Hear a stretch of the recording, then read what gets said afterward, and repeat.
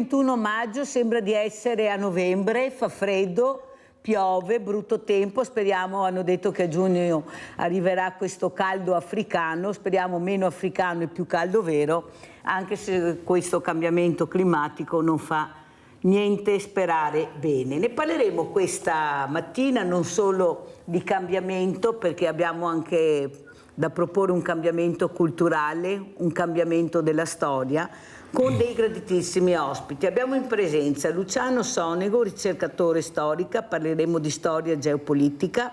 Abbiamo anche Mauro Sforzin, luogotenente dei Carabinieri in quiescenza, pensate è una cosa molto importante, con lui parleremo di truffe, parleremo di tante cose, queste truffe online che cominciano veramente a intimidire, impaurire, abbiamo visto anche le interviste a questi diversamente giovani, come li chiamo io, che sono alla mercé di questi banditi nel vero senso della parola, che ancora la legge non ha intenzione di fermare, perché li prendono e poi dopo stesso giorno penso siano già liberi. Capite bene che forse dovrebbero fare qualcosa di più. Ma saluto anche con grande piacere una graditissima ospite che è la dottoressa Moira Mascotto, ecco, direttrice del Museo Antonio Canova Possagno. Grazie direttrice di essere qui con noi. Anche a lei faremo delle domande perché lei rappresenta un po' la storia, una storia bellissima, fatta di dei geni con dei talenti incredibili, e adesso ci ritroviamo queste opere un po' sparse nel mondo. Io so che ho avuto una ospite la scorsa settimana, direttrice, che ha detto sono andata al Louvre a Parigi e ho visto tutte opere italiane, quasi tutte. Siamo dappertutto e siamo solo noi i più belli del mondo. Grazie direttrice anche a lei di essere qui. Io inizierei proprio da Luciano Sonego, questo ricercatore, questa storia che non riesce più a far capire se l'abbiamo ascoltata, l'abbiamo rivisitata, l'abbiamo visto, ne abbiamo parlato, ma non ne veniamo fuori. Continuano le guerre, tante, come diceva il nostro Papa Francesco, che a me personalmente mancherà tantissimo, gli altri non lo so, ma a me sì. Vedremo questo Papa come si comporterà. Una bella iniziativa, a mio avviso, molto importante, che ha aperto le porte del Vaticano per far incontrare i grandi della terra, che sono anche pochi, dire il vero, rispetto a quelli che siamo noi, per trovare un punto di incontro. Sonego, cosa sta succedendo e che messaggio sta arrivando a questi ragazzi che cercano in qualche modo di farsi largo nella vita, cercando la dignità del loro studio, del loro interesse e del loro futuro? Prego, Sonego. Ma io credo che noi siamo, come ha detto lei, moltissimi e loro sono molto pochi.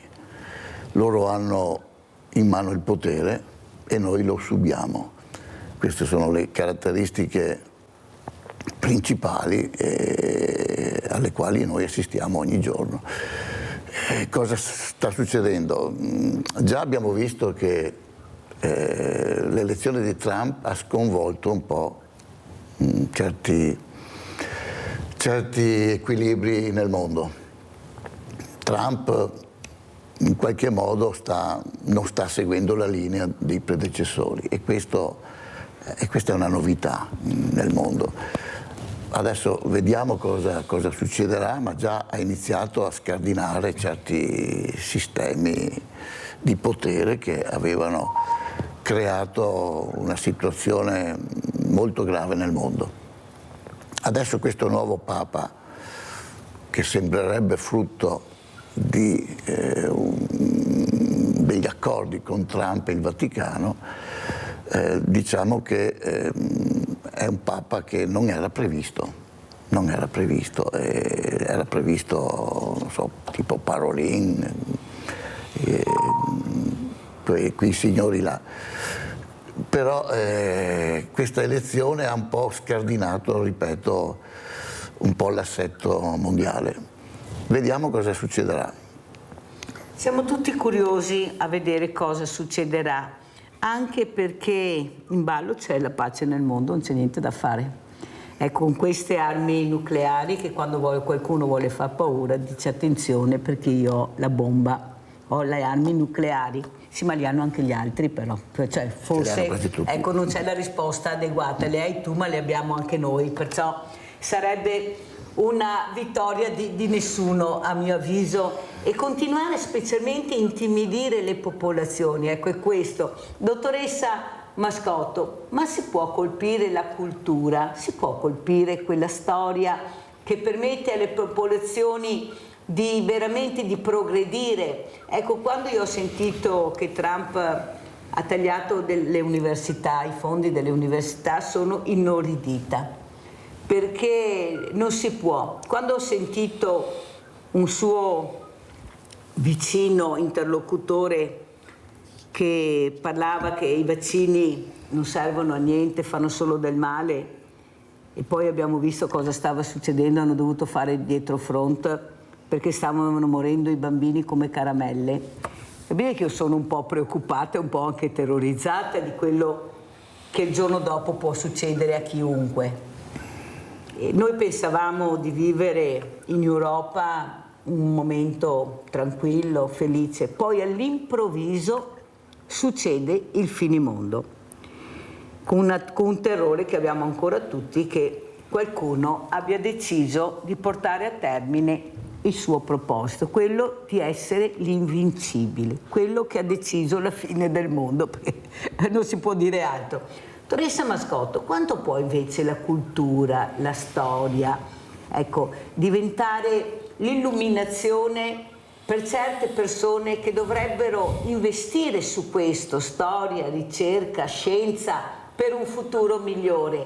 Eppure questi illuminati che abbiamo avuto hanno lasciato delle opere incredibili, ma la storia ha sempre insegnato che i popoli, combattendosi, hanno distrutto chissà quante meraviglie avremmo potuto avere e visitare solo per il potere, perché non c'è nessun'altra storia, solo per il potere. Prego, dottoressa. Sì, il discorso è molto complesso, quindi quanto il potere abbia distrutto parte della nostra storia, quanto il potere abbia utilizzato l'arte per affermarsi. Riprenderei invece il discorso che stava facendo sull'investimento, investire in cultura, investire in ricerca, e questo è una visione illuminata. Più volte abbiamo detto anche insieme quanto importante sia conoscere da dove veniamo per capire meglio dove dobbiamo andare, e per aver chiari quelli che sono anche le radici dove noi siamo radicati, per capire quali sono i valori sui quali si basa la nostra società. E quindi tutto questo è fondamentale, e grazie anche al nostro museo, perché ovviamente poi io lo riporto alla realtà che sono chiamata a dirigere, richiamato alla nostra realtà, bisogna prendere coscienza del nuovo ruolo che ha il museo nella società contemporanea, e quindi non solo luogo che preserva, che valorizza un patrimonio che ovviamente sono i fondamentali, ma anche un luogo che appunto può aiutare una società a crescere. Dottoressa Mascotto, eppure queste persone che girano nel mondo per vedere un quadro, una statua, visitare i musei, lanciano dei messaggi molto forti. Noi vediamo quando ci sono nelle città, anche quelle minori, che ci sono queste visite, questi musei aperti, c'è il boom. Ci sono veramente code di persone che vogliono entrare a visitare.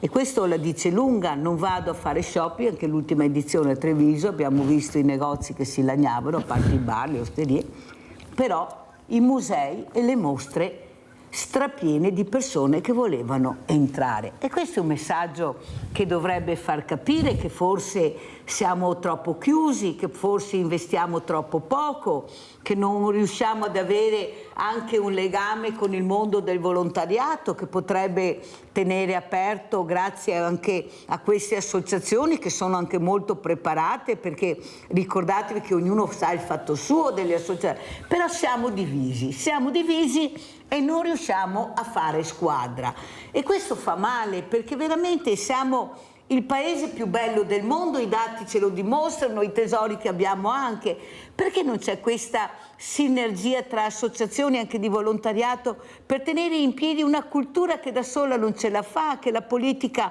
fa fatica a capire che beni immani ha tra le mani, che potrebbe sviluppare ancora di più? Sì, io ovviamente parlo per la nostra realtà e quindi le dico, noi non facciamo riferimento ad associazioni di volontariato, pur essendo una fondazione privata, quindi ricordo una fondazione che si deve sostenere sulle proprie gambe grazie alla bigliettazione e grazie a tutti gli strumenti che adottiamo per il fundraising.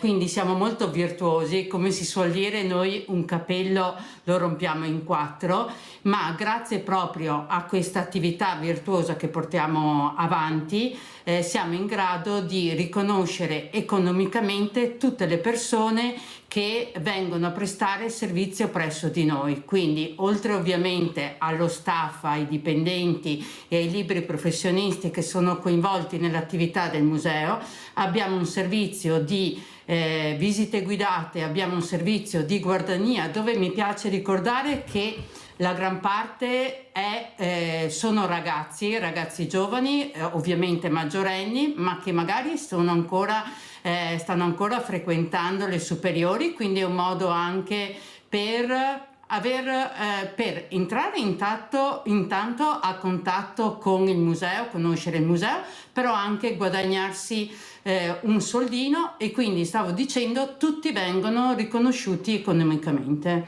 Quindi capisco quello che sta dicendo lei, però non riguarda il museo No, Canova, ma parlavo per in come generale, siamo dottoressa, perché l'arte nel mondo non c'è niente da fare, in Italia ne abbiamo talmente tanta, però mi dispiace dirglielo, io so che voi siete un caso a parte, ma io trovo molto, molto chiusi. I musei a Venezia chiudono alle 5 ad esempio, alle 17, cioè è inutile che ce la raccontiamo certi musei, perciò questa è la verità e spero che qualcosa si muova, con un po' di aria fresca forse non farà male. Allora Sonego, come commenta queste parole, questa cultura, questi ragazzi che non conoscono, molti non sanno, la scuola non riesce a fare abbastanza perché è impegnativo, bisogna portarli, bisogna fare le assicurazioni, bisogna investire, ecco siamo sempre là anche sulla cultura per riuscire a far capire ai ragazzi la storia. Prego Sonego. Ma io credo che nella regia di cui abbiamo parlato prima ci sia anche una tendenza a fare in modo che i nostri ragazzi rimangano il più ignoranti possibile, perché è più facile gestire un branco di ignoranti che una flotta di persone intelligenti e acculturate. Se noi vediamo in passato cosa succedeva centinaia di anni fa, che c'era il sacerdote che parlava al popolo, perché era l'unico modo per il popolo di trovare una persona che ne sapeva più di lui. Questo sacerdote usava un sacco di parole che loro non conoscevano e in questo modo loro si rendevano conto che il sacerdote era più acculturato di loro.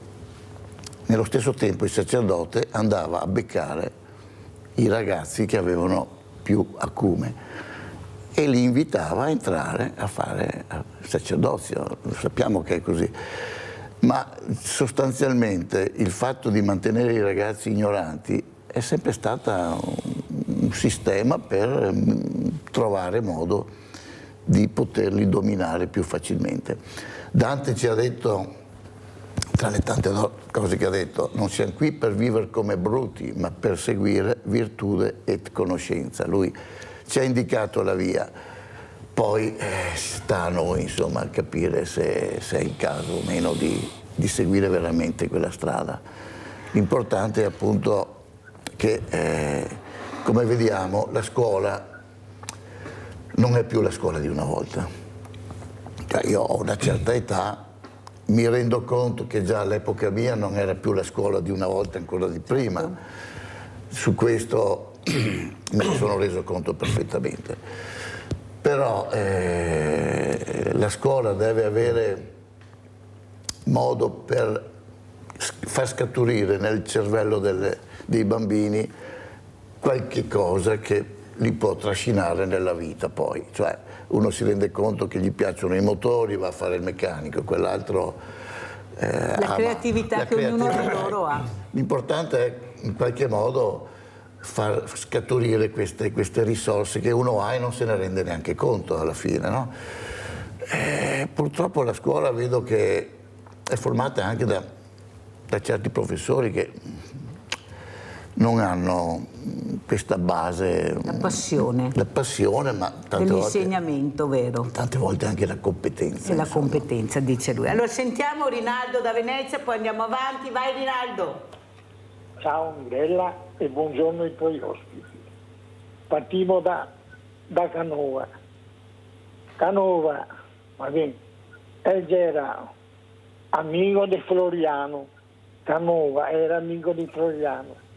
È il caffè che c'è a Venezia al Florian. Quello era a Venezia, era abituato che aveva una stanzetta sua per andare a bere il caffè a Canova, prima che andassi a Roma. Dopo che da Roma di tornare, che ha fatto quello che è grazie una fortuna, una cultura che ne invidia tutto il mondo, e che avremo da ricordarci che l'arte non ha paroni, non è che 1 milione mi compro un quadro da 1 milione è mio, no? Tu sei il custode, perché Cotimor è il quadro, resta qua. E dobbiamo che cambiamo sull'arte. Quando ero piccolo, nel 1950 a Venezia, mi portava 3 volte a settimana a guardare i musei, a guardare i campi, fontane, cese, perché tutto è arte, perché su Cese, vedete io, per esempio Canova, vedete io ai frari, via l'anima, ma bisogna portarli e poi farli fare manualmente. Abbiamo da ricordarsi che i più piccoli, va bene, da 7-8 anni già è man, e ora come man, bisogna che tocca, chi conosce la roba.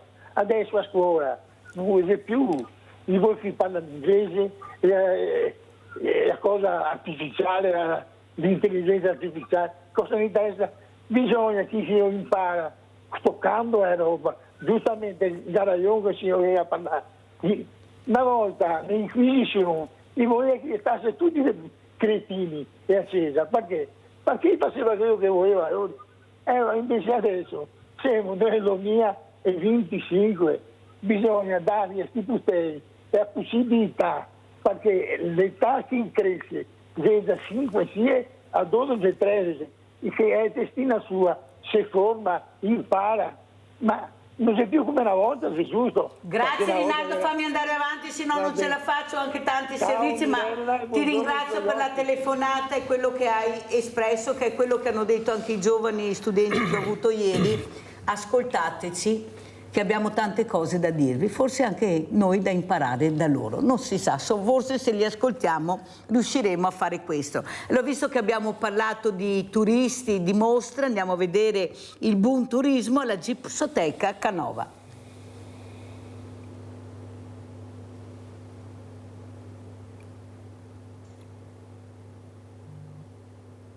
Prima del Covid, nel 2019, raggiungevamo circa 40.000 visitatori all'anno nel museo.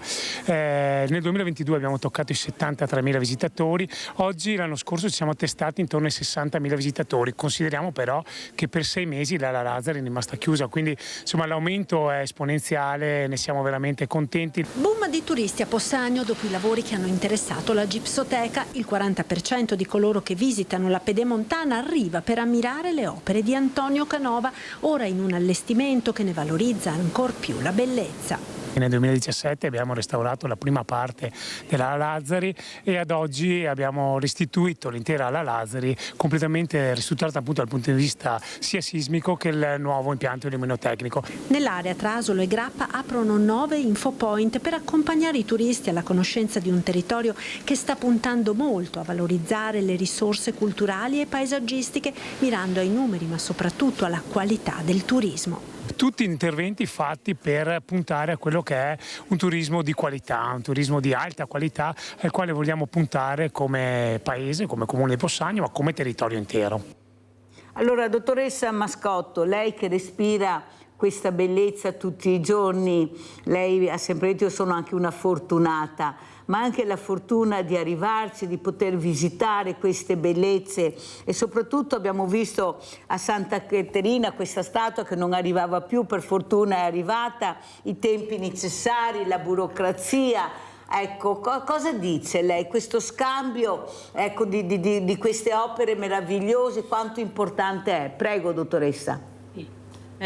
Rispondo alla sua domanda, dopodiché mi piacerebbe ritornare sul tema dei giovani perché certo. Sa che è una delle cose a cui io tengo particolarmente, perché investire sui giovani ovviamente vuol dire investire sul futuro, quindi sono veramente sensibile su questo tema. Allora riprendo il tema dei prestiti di cui lei mi chiedeva. Quindi ovviamente il prestito prima di essere autorizzato da parte del Ministero deve passare varie fasi, quindi innanzitutto una prima valutazione da parte nostra che l'opera goda di un buono stato di salute, dopodiché si avvia la procedura e appunto prima in soprintendenza e poi a Roma ci sono queste varie fasi che devono essere superate per poi avere l'autorizzazione per lo spostamento, quindi quello di Santa Caterina per il museo la mostra dedicata alla Maddalena alla fine è andato a buon fine e sono felice che l'opera adesso sia esposta. E ovviamente cosa vuol dire per noi concedere un'opera in prestito qualora ovviamente, come abbiamo detto, sia in buono stato conservativo? Vuol dire valorizzare, vuol dire relazione, vuol dire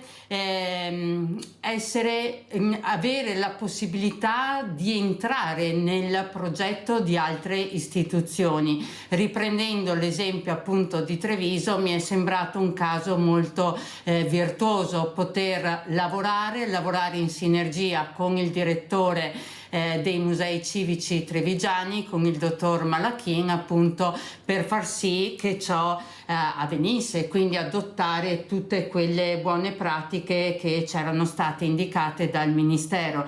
Voglio ricordare che a fronte di questo prestito i musei di Treviso si sono messi a disposizione per restaurare un'opera della nostra collezione, il Principino Lubomirski, che ha avuto un grave danneggiamento durante la Prima Guerra Mondiale. È stato successivamente restaurato, ma a oggi ha bisogno di nuovi interventi, quindi grazie al loro aiuto questo sarà possibile nei prossimi mesi.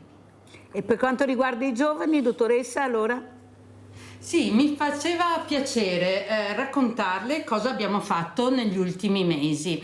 Avevamo la necessità di rinfoltire quello che era il nostro gruppo di accompagnatori museali, che non possono essere definite guide a pieno titolo, però accompagnano appunto i nostri visitatori alla scoperta di Canova e della nostra collezione e dei nostri spazi espositivi. Quindi abbiamo pianificato un corso strutturato in 5 sabati pomeriggio dove c'erano varie docenze e quindi si spaziava ovviamente da Canova alla collezione, al neoclassicismo, alla storia di quel tempo, e poi abbiamo focalizzato anche su Carlo Scarpa, insomma tante cose, e quindi avevamo una quarantina di persone che hanno aderito a questa iniziativa. Di questa quarantina intorno alla trentina, quindi stiamo parlando di 32 ragazzi che tra i 20 e i 25 anni si sono iscritti, e quindi quanto è stato per me gratificante, bello avere questa trentina di ragazzi che hanno speso i loro sabati pomeriggio per conoscere meglio e per poi mettersi a disposizione per dare servizio presso il Museo Canova, e davvero impegnati, prendevano appunti, attenti. È stata davvero una grande soddisfazione, quindi una parola più che positiva per i ragazzi, e dobbiamo aiutarli nel loro percorso. Sono d'accordo con lei, anche perché io spesso ospito queste scolaresche, devo dire la verità che trovo dei ragazzi meravigliosi, ecco, intrigati, se gli dai un bel gioco loro, e come ci giocano, e come creano, e come si appassionano. Ieri un ragazzo ha detto: io non avrei mai immaginato di far parte di questa squadra, hanno vinto con un progetto bellissimo, sono arrivati prima a questo festival della meccanica con questo progetto importante, e assieme sono riusciti a portare avanti e vincere. Perciò capite bene che forse dobbiamo veramente dare più possibilità a questi ragazzi. Allora, Sforzini, si parlava di sicurezza, lei veramente sta cercando anche lei di mettere la famosa goccia nell'oceano, però noi abbiamo cercato di metterci in sicurezza, ville con grandi muri, ecco, doppi cancelli, tripli cancelli, poi apro e mi trovo il delinquente dentro, perché questi quando entrano nella proprietà privata per delinquere non si può chiamarli in altra maniera. Però mi sembra che non è che facciamo tanti passi avanti, è sempre il cittadino che si deve rimboccare le maniche e cercare anche di difendere la proprietà, almeno di essere sentinella della proprietà, o sbaglio? Sì, infatti io faccio parte di un'associazione, quella di controllo di vicinato, l'Associazione Nazionale di Controllo di Vicinato, e noi cerchiamo di diffondere questa cultura dell'attenzione da parte dei vicini a quello che succede. Questo perché le forze dell'ordine non possono arrivare dappertutto, visto che sono un ex appartenente alle forze dell'ordine. Numericamente stiamo diminuendo, gli interventi sono sempre più complessi, sono sempre di più numerici, sia dal punto di vista numerico sia dal punto di vista della complessità, e quindi le forze dell'ordine sulla strada che possono fare vigilanza eccetera sono sempre di meno e sempre più sottoposte a regole che a volte sembrano effettivamente voler favorire il reo. In realtà è una questione di democrazia. Se siamo in un paese dove conta la legge, anche gli appartenenti alle forze dell'ordine devono rispettarle, devono essere attenti a garantire al cittadino i propri diritti, compreso quello di andare in giro, compreso quello di passeggiare, di guardare le bellezze del nostro territorio, eccetera.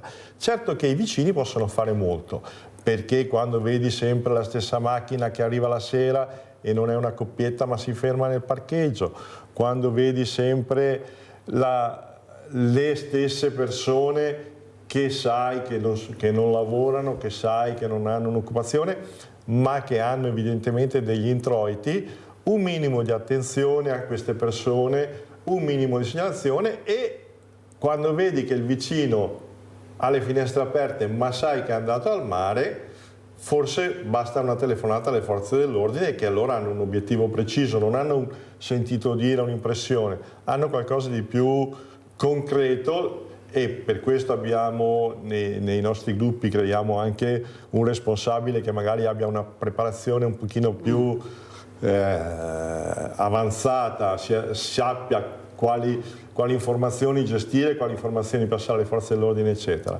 Certo, è triste dire che le forze dell'ordine non arrivano, però è triste anche il fatto che in realtà il delinquente se ne approfitta del fatto che noi ci siamo chiusi in noi stessi. E mi permetto di andare un po' fuori tema, ci siamo chiusi in noi stessi purtroppo grazie soprattutto ai nostri moderni mezzi di comunicazione che ci permettono di comunicare, almeno crediamo, con le altre persone senza uscire di casa. Quindi abbiamo perso il contatto con le persone, abbiamo a volte perso il contatto con la realtà. no? E soprattutto i nostri giovani, i giovanissimi, credono che la realtà sia sul monito, che il mondo virtuale sia reale, forse più reale di quello che loro vivono, per cui è più importante apparire sul social che non magari essere veramente le persone che si appare. Ci si può fingere chi si vuole e questo consente che avvengano le truffe, perché se determinati social, se determinate applicazioni non consentissero con eccessiva facilità di sostituirsi, di fingersi, di creare un personaggio virtuale, sarebbe molto più semplice evitare le truffe, sarebbe molto più semplice proteggere non solo i nostri anziani ma anche i nostri giovani, i giovanissimi, quelli che sono vittime di molestie, quelli che sono vittime di sfruttamenti di prostituzione, quelli che sono vittime di truffe di varia natura, perché agli anziani tendiamo a portare via i soldi perché quello hanno, ma ai giovani purtroppo portiamo via il futuro,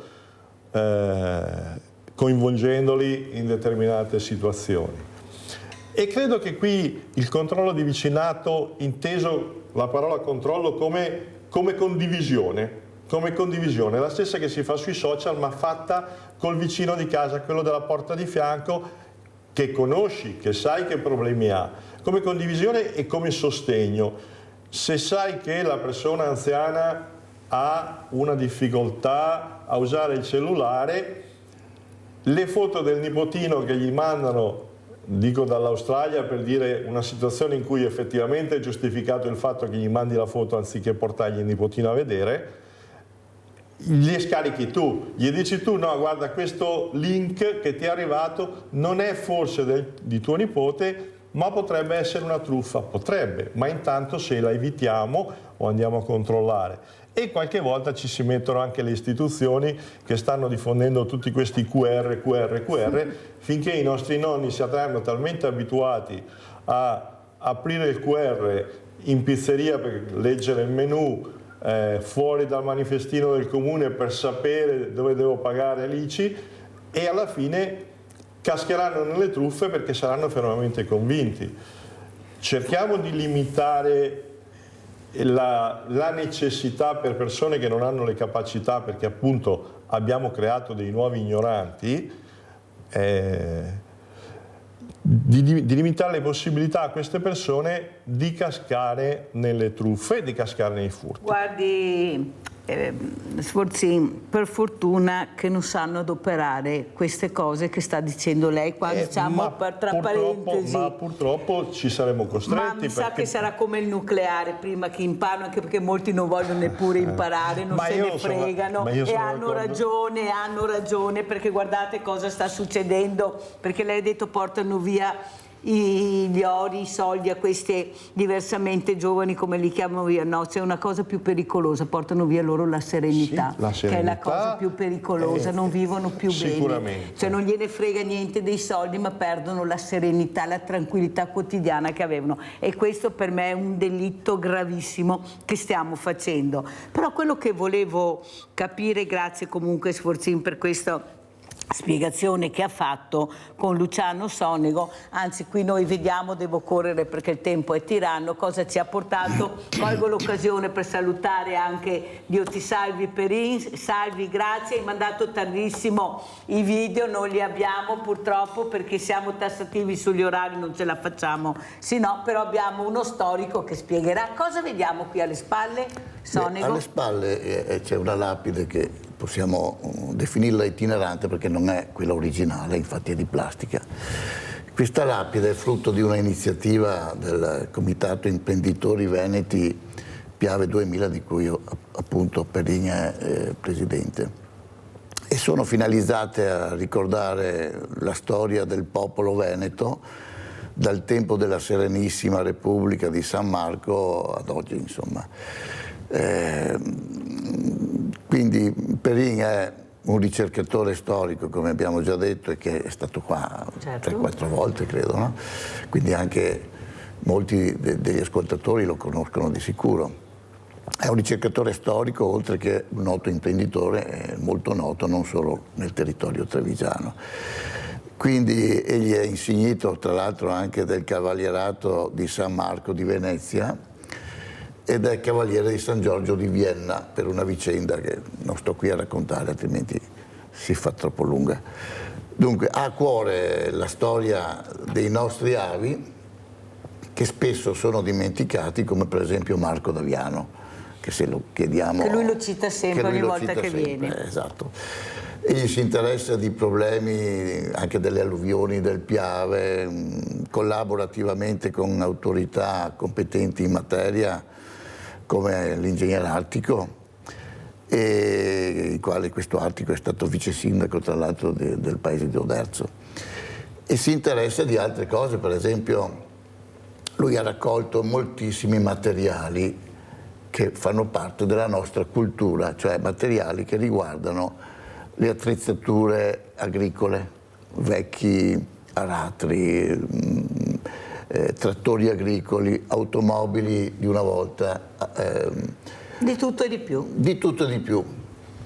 Perché? Perché questi mezzi fanno parte della nostra storia.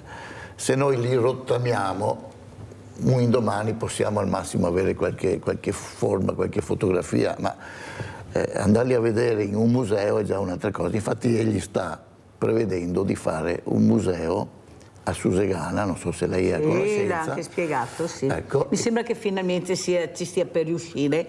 Ecco, teniamo le mani, ma sembra che dai messaggi che mi arrivano qualcosa si sta seminando. Esatto, quindi speriamo che vada tutto a buon fine, perché lui ha molto materiale da mettere in esposizione, tra l'altro anche locomotive. Esatto, che abbiamo visto poi. Locomotive che hanno più di 100 anni. E quindi tutto questo materiale sarà possibile osservarlo da vicino, insomma. Lui praticamente ha scritto una lettera al sindaco di Oderzo per chiedere l'autorizzazione alla posa in opera appunto di questa lapide, quella originale, per ricordare i 13 morti ammazzati dopo la guerra, era il 30 maggio 1945, per appunto ricordare questi eccidi e anche per ricordare l'eccidio più grosso che è stato successivo a questo, che è stato fatto sulle rive del Piave, del Ponte della Priora, dove sono stati ammazzati 113 militari della Repubblica Sociale, e quindi queste lapidi servono per cercare di mantenere viva questa memoria, affinché in futuro, si spera, non succedano più cose di questo genere. Purtroppo le vediamo. Purtroppo le vediamo.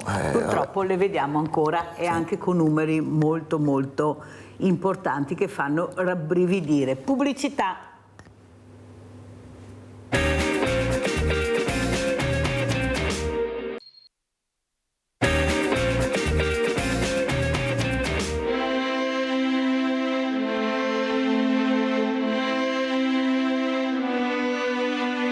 Nell'ala Lazzari della Gipsoteca Canoviana si può ammirare per la prima volta esposta al pubblico questa testa del Teseo realizzata dal grande scultore neoclassico Antonio Canova. La direttrice Moira Mascotto ci spiega anche la grande soddisfazione di questa esposizione.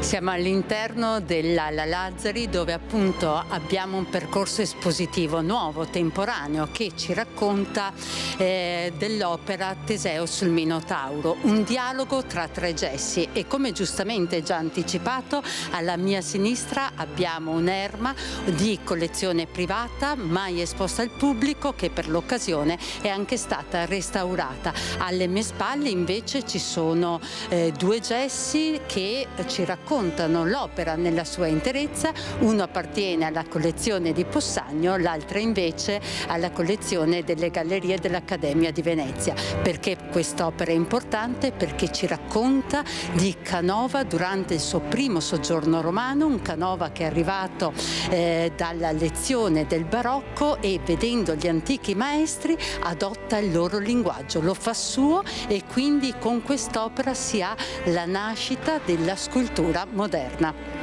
Ma non è tutto la mostra dossier Il Teseo sul Minotauro. Dalla Gipsoteca si sposterà in una delle stanze della casa dell'artista, dove si possono ammirare un dipinto che ritrae Gavin Hamilton, studioso e pittore che avvicinò lo scultore trevigiano al linguaggio degli antichi, un volume che permette di conoscere il percorso attraverso bozzetti che portò alla realizzazione del Teseo e un acquaforte commissionata dal primo proprietario della scultura.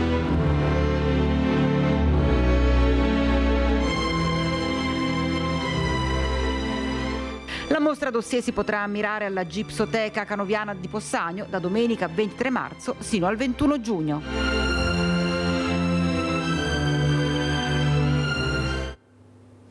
Allora, dottoressa Mascotto, quello che però volevo chiederle, l'importanza di far capire i viaggi che faceva Canova per cercare di trovare questo marmo, questo gesso. Non è che lo trovi fuori di casa, lui sapeva cosa cercare, dove cercare per trovare, per far sì che queste meraviglie poi noi riusciamo ad apprezzarle. Ecco, il giovane nel mondo, per sviluppare la mente, per cercare, per trovare. Prego, dottoressa. Sì, come parzialmente detto durante l'intervista che abbiamo appena visto, un Canova in viaggio, un Canova che parte da Possagno, si sposta a Venezia, poi arriva a Roma, entra in contatto con studiosi, con l'antichità e quindi questo momento di passaggio dal tardo barocco a quello che oggi noi abbiamo etichettato come neoclassicismo, quindi la riscoperta degli antichi, non una copiatura pedissequa di quanto avevano fatto gli antichi maestri, ma una sua elaborazione personale. Un Canova poi che è stato in grado di dialogare, possiamo dire, con il mondo durante i suoi viaggi europei, in particolar modo sappiamo bene quando è stato a Parigi per incontrare Napoleone, ma poi nel 1815 per recuperare le opere che Napoleone aveva trafugato, ma ancora quando è stato a Londra per dare un giudizio sui marmi che Lord Elgin aveva portato da Atene. Quindi la domanda che spesso rivolgo ai nostri visitatori è: ma perché secondo voi Papa Pio VII ha scelto proprio Canova per andare a recuperare quelle opere che erano state sottratte dal nostro patrimonio? Da una parte perché ovviamente aveva un occhio esperto, un occhio sensibile ovviamente nel riconoscere i capolavori, ma dall'altra parte perché durante la sua carriera era riuscito a intessere quei rapporti straordinari, importanti, che gli avrebbero permesso di avere maggiori possibilità di riuscire nell'impresa, di avere successo in quel recupero dei nostri beni. Abbiamo Giusy, vai Giusy. Ciao Mirella, buongiorno ai tuoi Ciao. ospiti. Intanto la Gipsoteca è un sito favoloso e io quando vado lì prima di tutto mi innamoro delle 3 grazie che non so come abbia fatto, comunque è favoloso quel sito là.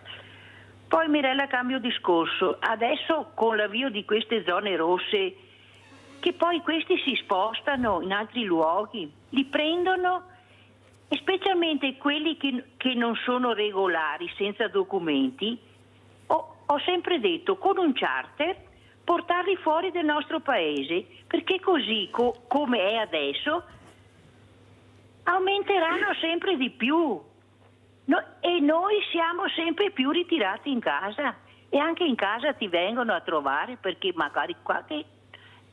È una cosa che non si può andare avanti così. È inutile che ci facciamo arrivare tutta questa gente qua senza documenti. Quelli senza documenti devono essere espatriati, perché è tutto come il gatto che si morde la coda. Non si può andare avanti così, non si può. Vi ringrazio. Guarda che l'assalto ai furgoni è stato fatto dai sardi, Giusy, dai sardi, una banda di sardi. Cioè, cerchiamo anche di capire di cosa parliamo, perché è facile colpire le fragilità senza capire veramente chi hai in casa. Allora andiamo a vedere questa zona rossa a Treviso.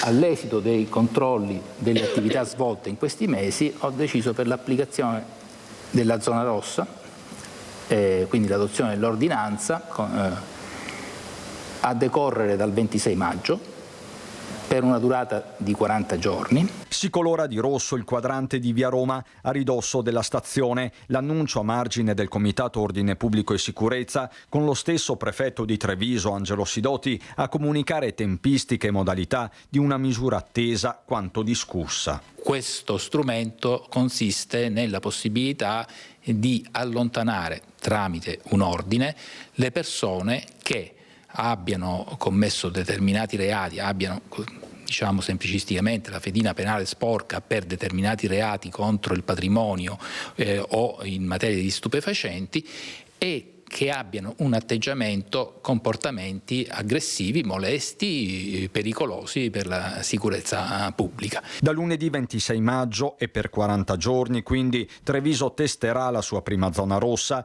limitata a un'area di circa 1 chilometro quadrato. La mappa è dettagliata. Sarà circoscritta nelle zone delle infrastrutture ferroviarie e dei quartieri adiacenti, perché sono le zone di maggior degrado sociale, per cui Piazzale Duca d'Aosta, Viale Alcide De Gasperi, Via Lungosile Mattei, Riviera Santa Margherita, Via Reggimento Italia Libera, Via Fratelli Bandiera, lato Porta Altinia.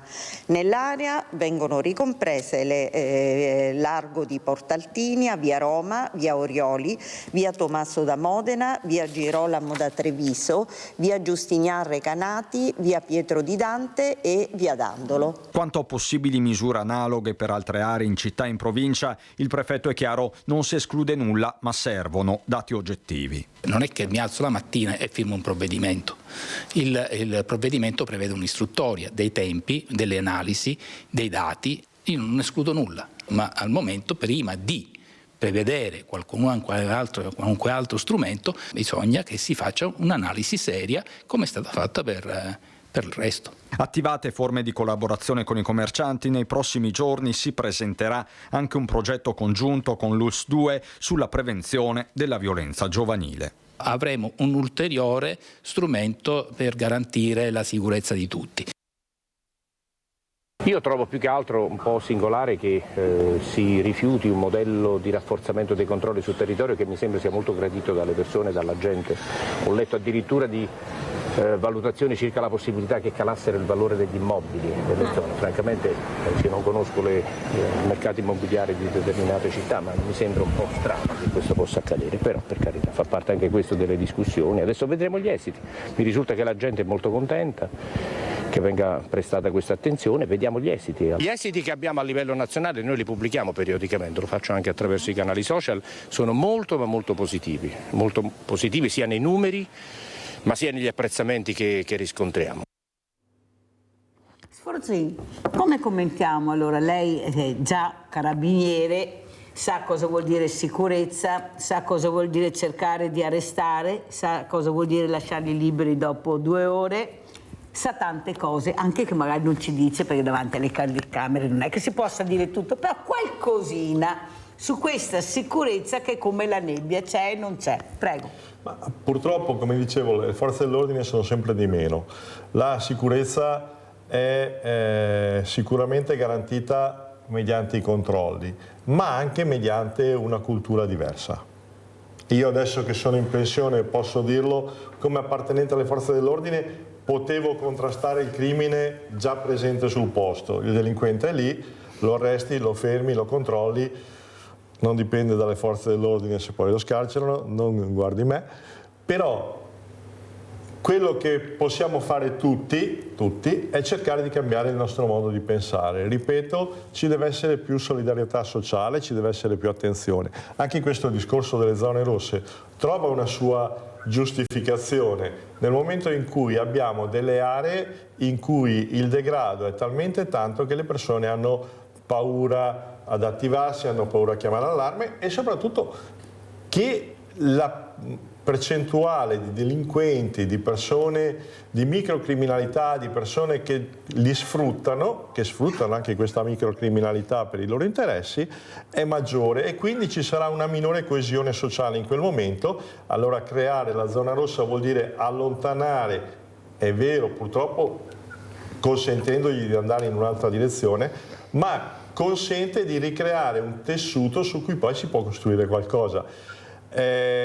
Se in casa troviamo lo sporco sotto il tappeto, non possiamo continuare a buttarlo sotto il tappeto, lo sporco, perché non cambieranno le cose. Aumenterà il mucchietto sotto il tappeto, ma non togliamo lo sporco, dobbiamo prima toglierlo, pulire quella zona e poi ricominciamo a ripulire tutto quanto. Lo stesso avviene con il discorso delle zone rosse della sicurezza. Bisogna soprattutto creare un'attenzione sociale a delle persone, l'attenzione delle persone a vedere cosa succede, a denunciare cosa succede, perché tante volte le forze dell'ordine sì, ma lo sanno tutti, ma se nessuno testimonia, ma se nessuno si mette in prima fila, ma se nessuno è disposto a mettere un po' del suo per dire cerchiamo di cambiare le cose non cambieranno. Dobbiamo essere meno individualisti e più tutti e più portati ad aiutare la persona vicina. Non voglio dire il prossimo perché poi sembrerebbe una cosa indirizzata a una determinata categoria. No, dobbiamo essere tutti portati ad aiutare il nostro vicino, la persona che appunto ci è a fianco, la persona più debole, la persona, come dice lei, più fragile. Dobbiamo fare attenzione a queste cose, anche perché dimentichiamo che prima o poi, quantomeno anagraficamente, tutti diventeremo fragili. Quindi se vorremmo a quel punto avere qualcuno che ci aiuta, dobbiamo aver creato questa cultura, che non è quella del tu sei il più bravo, tu sei il più bello, tu sei quello che ha fatto più comparsate sui social, tu sei quello che è comparso di più in TV. No, bisogna creare un'attenzione in cui noi tutti siamo una società e noi tutti società facciamo attenzione che non si creino queste situazioni, anche aiutando, perché se abbiamo una realtà, immigrata o meno, abbiamo delle persone che non arrivano a fine mese, che non riescono a dare da mangiare ai propri figli, è normale che commetteranno un reato, che commetteranno qualcosa pur di salvare la loro famiglia, è legittimo, quindi ci deve essere anche l'assistenza a queste persone, non basta dire ma sono loro, cerchiamo di aiutarli a non commettere i reati, insegnandogli cosa sono i reati, quindi dobbiamo smettere di cambiare ogni settimana le norme, dobbiamo forse fare più attenzione che le norme vengano rispettate e devono essere chiare, perché come si diceva prima, c'è una nuova ignoranza, noi usiamo parole nuove, lo faceva a quanto pare nei secoli, lo facevano altre istituzioni, usiamo tante parole nuove e continuiamo a cambiarle, la gente non sa più nemmeno che cosa è consentito e che cosa non è consentito. No, facciamo attenzione a creare delle regole precise e poi ad aiutare gli altri a rispettarle. Iniziando a uscire non aver paura, perché quando sento che la mia città è pericolosa non ci sto, io giro, io vedo, io vado da altre parti. Come si fa a dire che Treviso non è sicura per 30 ragazzini o qualcuno che veramente alza un po' l'asticella? Non è così, non abbiate paura di uscire, che si deve tenere le antenne alte, questo sì, Sforzin, questo sono d'accordissimo, ma dire che Treviso non è sicura per un gruppo di ragazzini oppure qualcuno che delinque, perché i numeri sono questi, inutili, i numeri parlano chiaro, allora attenzione anche a quello che vi dice la Mirella. Mirella è una che gira, Mirella ha provato, ha subito, sono state assalite da 7 ragazzini, cioè so quello che dico, hanno tentato di scipparmi 2 volte, ma ce l'ho fatta perché avevo le antenne alte, cioè non è che non mi sia capitato mai niente, però dire che la mia città non è sicura, no, non ci sto proprio, però ognuno faccia quello che pensa. Però domenica c'è stata la dimostrazione, e non solo domenica, quando c'è tantissima gente e avvenimenti non succede niente. Perché? Perché hanno paura, perché sanno che qualsiasi cosa facciano in quel momento verrebbero presi immediatamente. Questa è la verità. Ecco, la solitudine, ecco, il deserto, ecco, queste città deserto, chi è che l'ha voluto? Chi è che le ha volute? Cioè eravamo così una volta, non penso? No, ma io si credo... giocava, si faceva tutto, ma adesso... una volta se facevi una sciocchezza, sapevi che qualcuno che andava a dirlo alla mamma lo trovavi, qualcuno che andava a dirlo ai tuoi genitori lo trovavi, e quando tornavi a casa i genitori non ti davano ragione. E se eri fuori dal tuo quartiere ti diceva dove va tu? Dove vai tu? Perché sai oggi mamma invece dove che te sia. Ma è questo il discorso. Guardava sempre. Questo Leone da Tre Basiliche, vai Leone. Ciao Mirella, grazie, saluto i tuoi occhi. Allora parlavate di ricordare i morti. Allora io ho uno zio di mio padre che era morto in guerra e non riuscivamo a trovarlo. Poi mio fratello è andato all'ossario di Bassano, che c'è un Fortumi, invece di Fortuni è un Fortumi, cioè il nome è stato sbagliato. E questo nome corrisponde esattamente con la data di morte e la data di nascita. Più abbiamo guardato la lista dei combattenti nella prima guerra mondiale, non c'è nessun Fortumi, perciò sicuramente c'è stato un errore. Come si può correggerlo? A chi ci dobbiamo rivolgere? Poi volevo dire alla signora editrice della Gipsoteca di Possagno che adesso hanno fatto degli studi sui bronzi di Riche. Io mi ricordo il giorno che hanno pescato questi bronzi di Riche e ho pensato subito: questi fanno parte della riflettiva napoleonica che hanno fatto i francesi a Venezia, e questa ce l'ho in mente e non me la toglierà mai nessuno.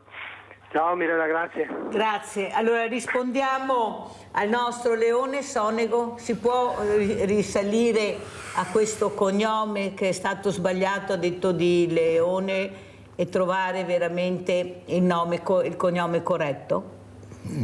Si può tentare, non è molto facile, ma si può tentare.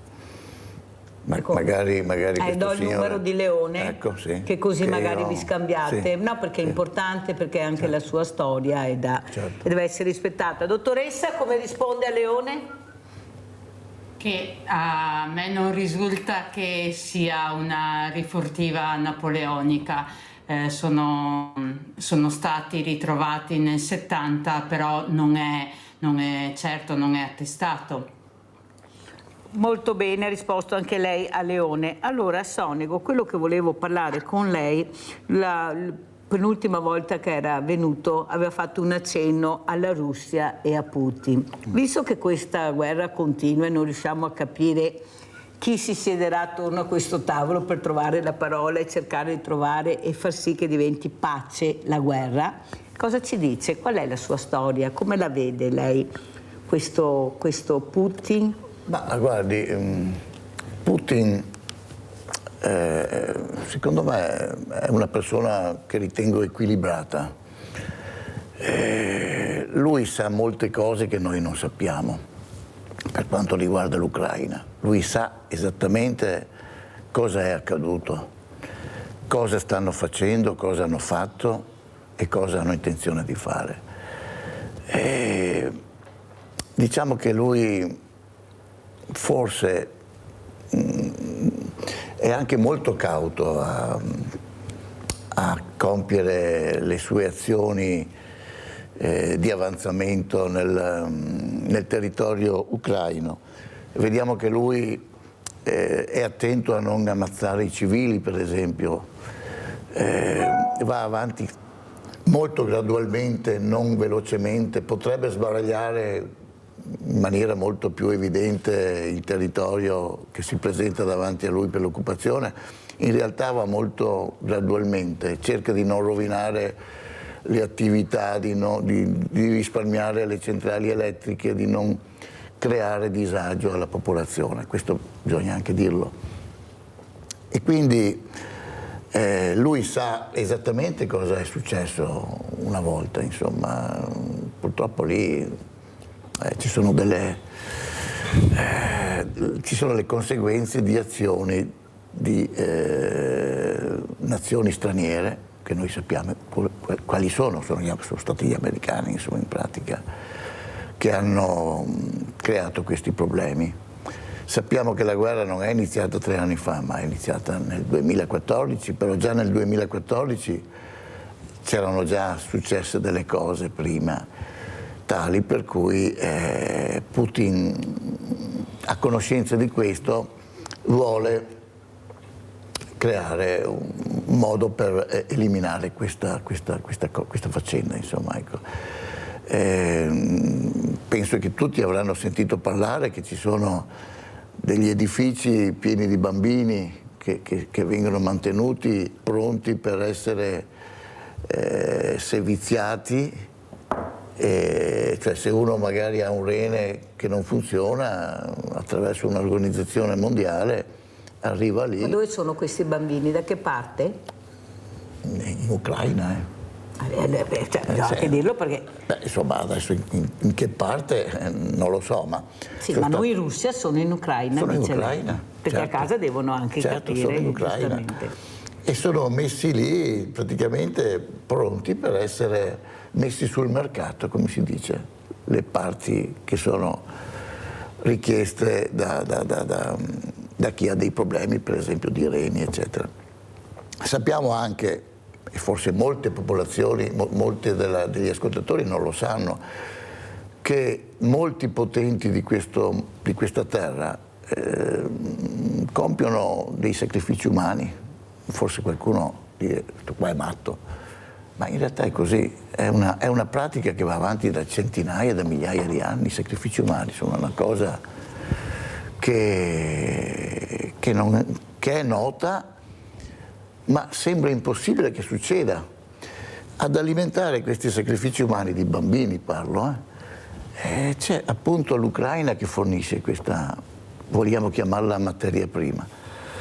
Purtroppo è così, lo so che i giornali non scrivono queste cose, le televisioni non lo dicono, è una cosa molto delicata, è una cosa che si tiene nascosta, perché è molto grave. Sa che sta dicendo delle cose molto forti, sì, Sonego? Lo so che sto dicendo delle cose molto forti. E lei sta anche dicendo che l'Europa, ecco, i grandi dell'Europa sanno e stanno zitti. Ma certo che lo sanno, certo che lo sanno. Queste sono le riflessioni che dice, si prende le sue responsabilità Luciano Sonego davanti alle telecamere, poi ognuno fa le proprie riflessioni e giustamente però è anche giusto sentire ognuno come la pensa. Sentiamo cosa ne pensa Sforzin, ecco, di queste forze dell'ordine che sono un po' con le spalle al muro, ecco, non sono potenti, non hanno il potere, ecco, di farsi rispettare le regole del gioco che è la sicurezza. Questo ormai lascia molto perplessi, ecco, questi cittadini che hanno paura, ecco, il terrore, la paura uno contro l'altro, ho paura del diverso, ecco, Papa Leone XIV ha usato la parola che dice sempre Mirella, la paura del diverso, ecco, questa paura che non viene dal diverso ma viene dalla cultura che ognuno si crea nella propria famiglia, ecco, perché più ho paura e più sto a casa, più in fondo paura e più magari ho anche qualche voto in più, funziona anche così Sforzin, adesso sono tutti in campagna elettorale, perciò pensate voi, ecco, qui bisogna che stiamo molto attenti, io dico sveglia Veneti, svegliatevi, non siate imbaucai, come ha detto qualcuno, perché è un momento molto delicato. Dopo non lamentatevi se le cose non funzionano. Ecco, non lamentatevi se le cose non funzionano. La paura del diverso, io credo che oggi non abbia più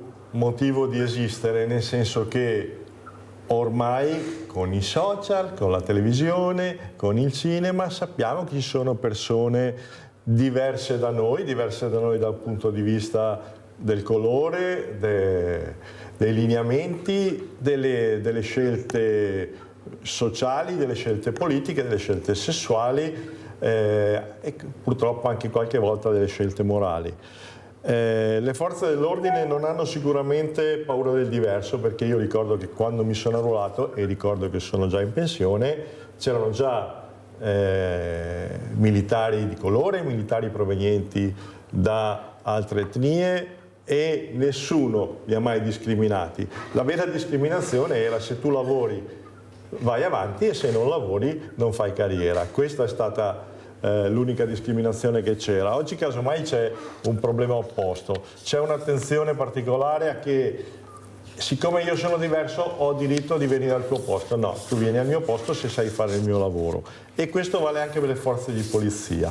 Poi che le forze di polizia oggi siano disarmate, non sono disarmate, sono perennemente criticate, perché le stesse persone che sono pronte a denunciare, sono pronte a dire le forze dell'ordine non fanno niente, poi non sono pronte ad accettare il fatto che le forze dell'ordine, se arrivano, devono fare il loro lavoro. Allora non è possibile che durante una manifestazione, durante uno scontro di piazza, i filmati siano solo in una direzione e nessun altro abbia filmato gli aggressori veri. Non è possibile che si vedano solo le reazioni, perché io in piazza ci sono stato e so benissimo che non ci volevo andare. Non sono andato là la mattina presto con l'intenzione di picchiare il manifestante che passava e non sono uscito di pattuglia con l'intenzione di sparare a qualcuno perché non sapevo come passare il pomeriggio. Se voglio sparare a qualcuno vado in poligono che la sagoma sta ferma, non si muove di là. Se io, operatore delle forze dell'ordine, sono intervenuto perché c'è stato un reato. Perché non ci sono mai quei cittadini, quei bravi cittadini che hanno visto il reato, che vanno a dire no, guardate che le forze dell'ordine sono intervenute dopo? Perché è questo che a noi manca, che le forze dell'ordine mancano, il sostegno della popolazione. Non siamo noi cattivi, perché quando avete bisogno chiamate le forze dell'ordine. Quindi siate disposti anche a sopportarci in tutti i momenti. Nel momento in cui qualcuno ha fatto l'incidente, qualcuno è cascato dalla moto, perché i filmati sono solo dei carabinieri cattivi che inseguono un motociclista e non ci sono i filmati del motociclista che scappava prima, che urtava le auto, che ha fatto danni? Perché chi ha avuto l'auto danneggiata non è andato a denunciare queste cose? O forse è la stampa che non lo pubblica, mi dispiace, ma la realtà è questa. Evidentemente esiste un voler pubblicizzare solamente le cose cattive. Ci sono anche le cose buone, ci sono anche le persone che fanno cose buone, ci sono i giovani che si impegnano, che si danno da fare, e forse bisogna pubblicizzare di più i giovani che si danno da fare, che si impegnano, bisogna pubblicizzare di più gli arresti che vengono fatti, le forze dell'ordine che intervengono per aiutare le persone, perché sia chiara la percentuale di situazioni in cui c'è stato un errore e quelle in cui invece, la maggior parte, in cui invece noi siamo utili, le forze dell'ordine sono state utili. È tutto. E se insegniamo ai ragazzi che si diventa famosi anche se si fa i bravi, anziché solo se si ammazza qualcuno allora si finisce in televisione, e forse avremo una popolazione più disposta a comportarsi bene. Forse anche in Parlamento un po' di etica non farebbe male, perché le zuffe le vediamo anche là, poi è inutile che ci arrabbiamo allora, se questi ragazzi poi portano questa rissa da un'altra parte. Ma in Parlamento ce li abbiamo mandati noi però. Sì, però capisce bene che dove dovrebbe arrivare il messaggio veramente dell'etica nel vero senso della parola, noi vediamo quello che succede, vediamo anche i fantasmi. Concordo. Allora, quello che volevo vedere invece sono le foto che ha portato di questa mostra meravigliosa di Antonio Canova, e come ci saluta la dottoressa Mascotto, con quale messaggio, dottoressa? Intanto vediamo anche le foto che lei ha mandato. Prego, dottoressa. Sì, vi aspetto a Possagno e annuncio che dal prossimo 22 di giugno ci sarà una nuova mostra dedicata questa volta a Carlo Scarpa. Quindi si racconterà Carlo Scarpa non solo come architetto, ma anche come museografo e anche come designer, quindi la sua collaborazione con i maestri vetrai muranesi, ma anche come scultore. Infatti sappiamo che per la Biennale del 1968 Carlo Scarpa ha appunto realizzato delle sculture, quindi vi aspetto per scoprire tutte queste sfaccettature del grande maestro veneziano.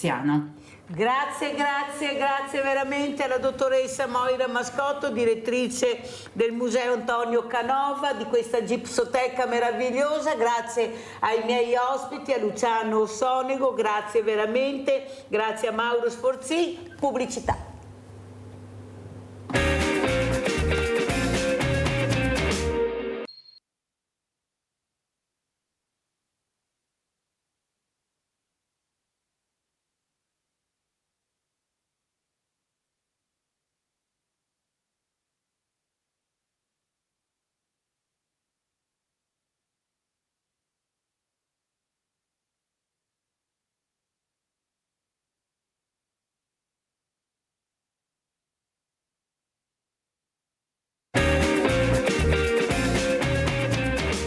Ospite graditissima Deborah Marcon, segretario SUNIA di Treviso.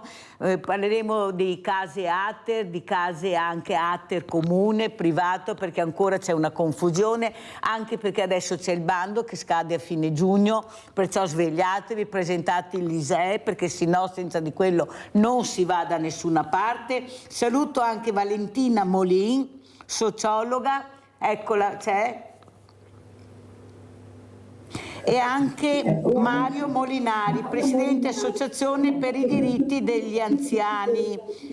Grazie anche a Molinari, grazie Molinari. Allora, in attesa di collegarci tutti quanti, iniziamo proprio da Deborah Marcon. Io sono molto contenta di avere Deborah Marcon perché ho un bel rapporto di stima e di rispetto che abbiamo reciproco, perché cerchiamo di aiutare le fragilità, quelle che veramente da soli non ce la fanno. E devo dire che sono tante e aumentano sempre di più. Però il problema è che non conoscono, non sanno, non si presentano, ecco, si chiudono sempre più in se stessi e tu devi riuscire ad aprire questa noce con guscio anche molto duro per cercare di far capire che se ci si attiva può darsi che il mondo anche cambi. È vero, Deborah, Presidente? Com'è la situazione? Allora, questo bando che appunto scadrà a fine giugno, cosa bisogna presentare, le graduatorie? Prego, Deborah Marcon. Beh, come tutti i bandi per le case popolari, la prima cosa da fare è l'ISEE, perché se l'ISEE è superiore ad un certo livello, se non ricordo male sono 22.000 saliti, non si ha diritto alle case dell'ATER. Quello vale per tutti ed è obbligatorio per tutti. Poi bisogna vedere le condizioni delle singole persone, perché a seconda della mia condizione posso avere più o meno punteggio. Purtroppo anche proprio per una questione umana certe persone fanno fatica ad accettare di, per esempio, avere delle disabilità e quindi non se le vogliono far certificare. Qual è il problema? Io posso avere più punteggio nel momento in cui faccio richiesta per le case popolari soltanto nel momento in cui quella certificazione ce l'ho. In alcuni casi è una questione di scegliere tra la possibilità di lavorare e di avere una casa popolare, perché nel momento in cui la mia disabilità è certificata e lo sa il mio padrone di lavoro, è possibile che io metta a rischio la mia posizione, quindi mi trovo a scegliere: partecipo alle case popolari con un po' più di punteggio, chiedendo la disabilità a cui ho diritto, o rischio di perdere il posto di lavoro? Oltre alla disabilità, inoltre ci sono anche questioni anagrafiche, chi ha più di 65 anni ha dei punteggi maggiori, ci sono dei punteggi maggiori anche per chi magari è un genitore single con dei figli minorenni a carico, anche per le famiglie con i figli minorenni a carico, anche ci sono punteggi aggiuntivi a discrezione del comune. Generalmente venivano dati sempre solo per una questione di residenza, quindi io fondamentalmente in quasi tutti i comuni avevo una maggiorazione perché ero abitato X anni in quel preciso comune. Adesso la situazione è un po' cambiata e vediamo anche cose un po' diverse, per esempio tra i punteggi aggiuntivi a discrezione del comune che ci sono nel bando ultimo di Treviso, quello che a cui si potrà partecipare da giovedì, fondamentalmente abbiamo anche delle maggiorazioni per chi ha dei figli minorenni che studiano a Treviso, oppure anche per le persone che sono state vittime di violenza. Quindi ci sono delle discrezionalità che ovviamente dipendono dal comune, che però permettono a persone che hanno necessità gravi, urgenti, di poter avere un po' più punteggio e quindi di poter magari pensare all'assegnazione. Una cosa che spesso si dimentica, tra l'altro quello è comune a tutti i bandi, è l'anzianità di graduatoria. Molte persone vengono da noi che hanno sempre avuto difficoltà in realtà a pagare l'affitto.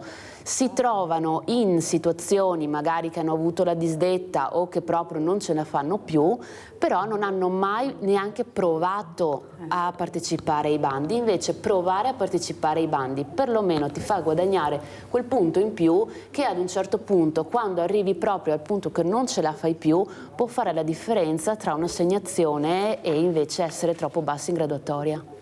Allora, segretaria, quello che volevo chiederle non è che questa fascia di persone in grave difficoltà abitativa si allarga sempre di più, con una risposta molto bassa rispetto all'esigenza che abbiamo di numeri. Perché qui stiamo parlando di persone che lavorano e non trovano un appartamento in affitto. Io ho avuto l'altro giorno Guido Lorenzon, che di queste cose se ne intende, e ha detto: non abbiamo i numeri, Mirella, non c'è niente da fare, anche se abbiamo appartamenti sfitti non coprirebbero la richiesta che c'è. Allora queste persone dove vanno? Cosa fanno? E poi ci ritroviamo ad avere queste mega ville venete anche abbandonate a se stesse, che si continuano a passare tra banche e istituzioni senza riuscire a capire che dovrebbero invece agire invece di passare. E noi con queste persone, io ve l'ho detto che ho trovato questa persona che da 3 anni vive in macchina. Io non voglio sapere la sua storia, io non sono una curiosa. Certo che vedere una persona per bene, perché si esprime bene, è molto educata, che mi dice la mia dignità la trovo solo qui all'interno di questo veicolo, è l'unica cosa che mi è rimasta, perché dove ho bussato ho capito che non era il posto per me, perché mi vergognavo. Ecco, mi facevano sentire una M e poi ognuno aggiunga quello che vuole. Allora bisogna anche capire che bisogna anche iniziare a parlare di questo, Deborah Marcon, perché io non è che mi trovo così per causa mia, è perché ho perso il lavoro, perché l'azienda ha chiuso. Quante aziende hanno chiuso qui nel nord-est? Quante persone con famiglie si sono ritrovate su una strada nel vero senso della parola? Come fai a pagare un affitto di 500-600 euro? Oppure ti avevano lusingato con questi mutui? Fai il mutuo, hai 2 stipendi, casa tutti e 2, ciao. E soprattutto queste case che poi vengono veramente riprese dalle banche, nonostante tu hai pagato tante rate, i soldi non li vedi più e non vedi neanche più la casa.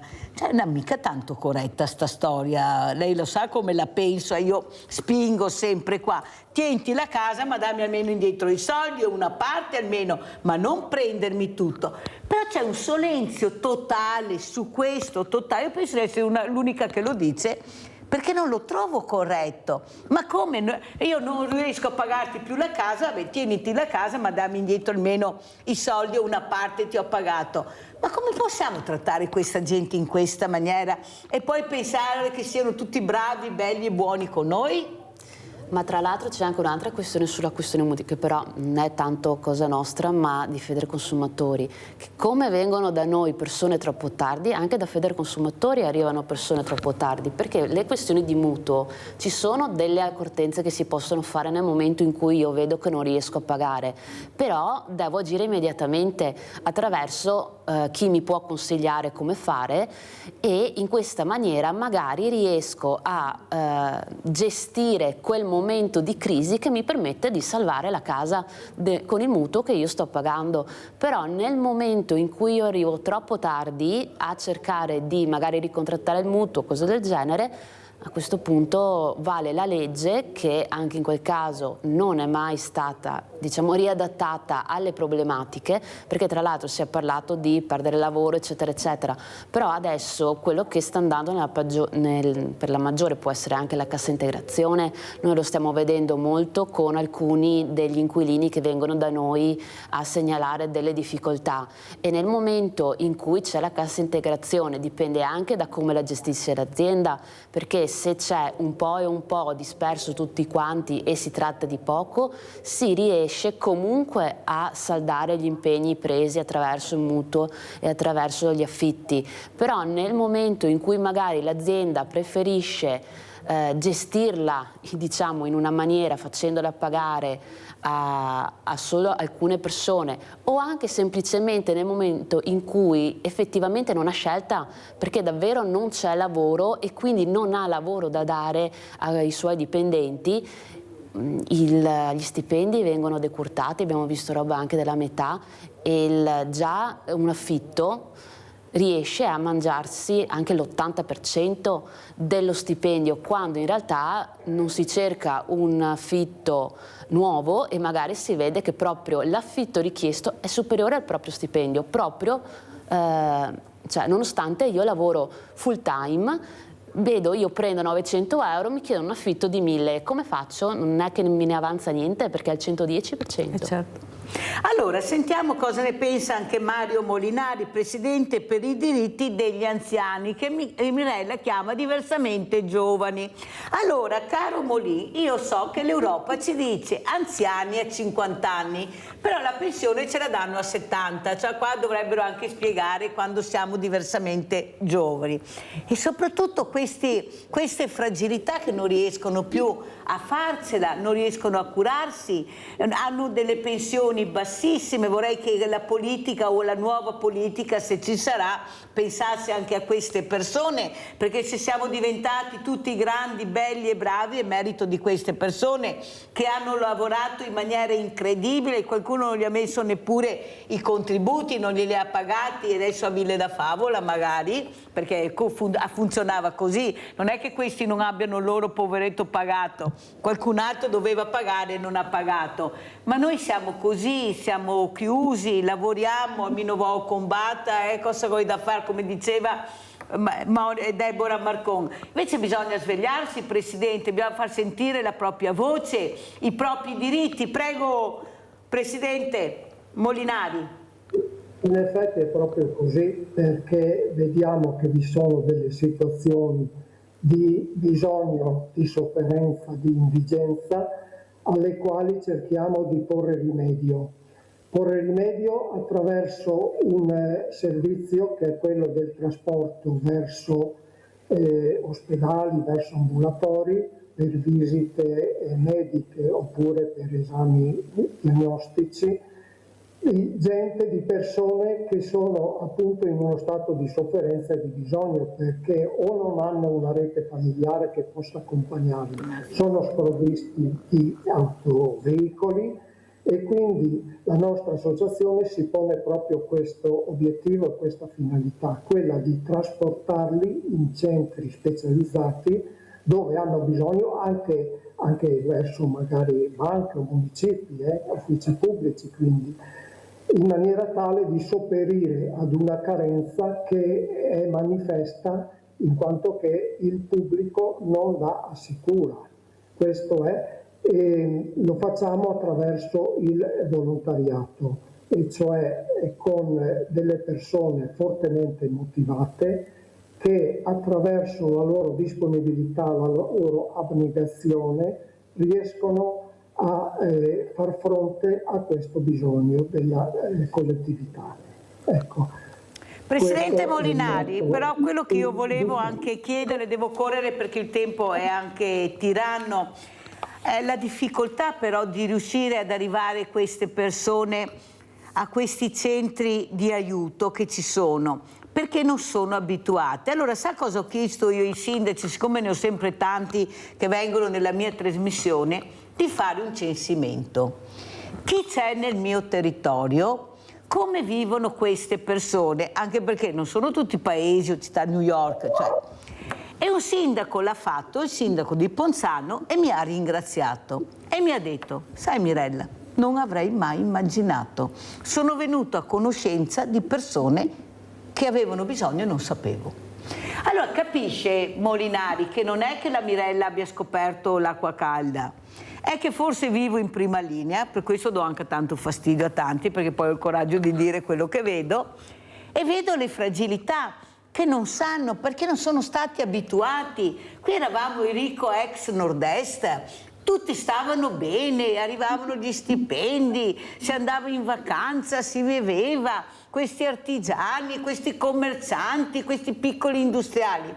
Poi è successo il patatrac e col patatrac quelli che hanno pagato le più gravi conseguenze sono le fragilità, compresi diversamente giovani. Allora capisce Molinari che forse dovremmo essere noi capire come andare a prendere. L'altro giorno si è suicidato un uomo di 53 anni, 15 giorni fa un'altra donna, c'è questa solitudine che veramente li abbraccia come un serpente, ecco, che proprio li attorciglia e non riescono più a liberarsi, la disperazione, i figli hanno la propria vita e io sono di peso, nessuno mi ascolta. Abbiamo i suicidi qui anche a Treviso che hanno dei numeri impressionanti di giovani e meno giovani. Molinari, chi è che dovrebbe ascoltare queste fragilità? Ecco, opportuno sarebbe che fosse l'ente pubblico, però noi vediamo che attraverso una pubblicizzazione, per quanto minima possa essere, che le persone fragili, come diceva lei, si riferiscono proprio al nostro servizio per quello che è la soddisfazione del loro bisogno di trasporto. Si figuri che in un ambito limitato come è il nostro, quello appunto del centro Cadore e poi neanche intero, riusciamo ad avere 200 persone che soddisfiamo, quindi non sono poche, considerando e rapportate alla popolazione.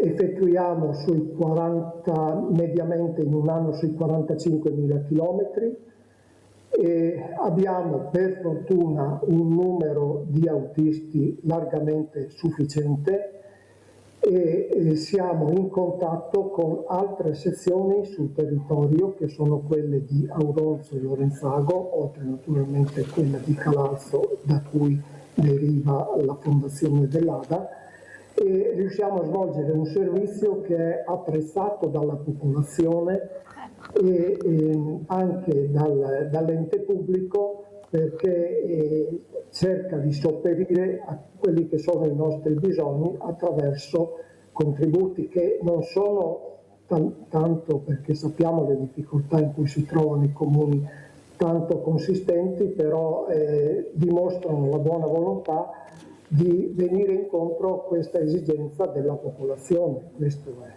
Molto chiaro. Adesso andiamo a salutare veramente e ringrazio la dottoressa Valentina Molin, sociologa, che si occupa di devianze, di droga, crimine, ecco, fa parte anche dell'ufficio delle Nazioni Unite. Dottoressa, ma cosa sta succedendo? Per lei ce lo spieghi, perché veramente siamo in stato confusionale, perché questo è il problema che riguarda da nord a sud, da est a ovest, cioè non abbiamo risposte.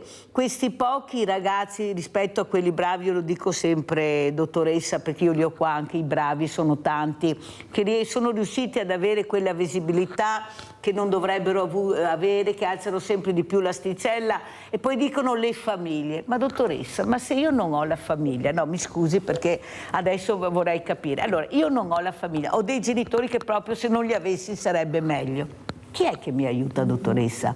Dove vado io a parare? Io non devo essere fortunato ad avere quel dirigente, quell'insegnante. Io devo avere quello che mi aspetta di diritto, crescere serenamente. E se sono piccolo e cerco che questa piantina si sta inclinando, dovrà esserci qualcuno che mette il bastoncino per farla diventare dritta. Ma non ci siamo, dottoressa. Io ho il grido di questi ragazzi che dicono in continuazione: ascoltateci, ascoltateci. Prego, dottoressa Molini, e la ringrazio. Mi scusi se l'ho fatta aspettare, ma capisce. Ecco, volevo che sentisse anche quello che succede anche qui vicino a noi. Prego. Grazie per l'invito, buongiorno a tutti. Sto proprio su quello che lei ha detto, cioè l'idea, questa metafora di una piantina che ha bisogno di un sostegno.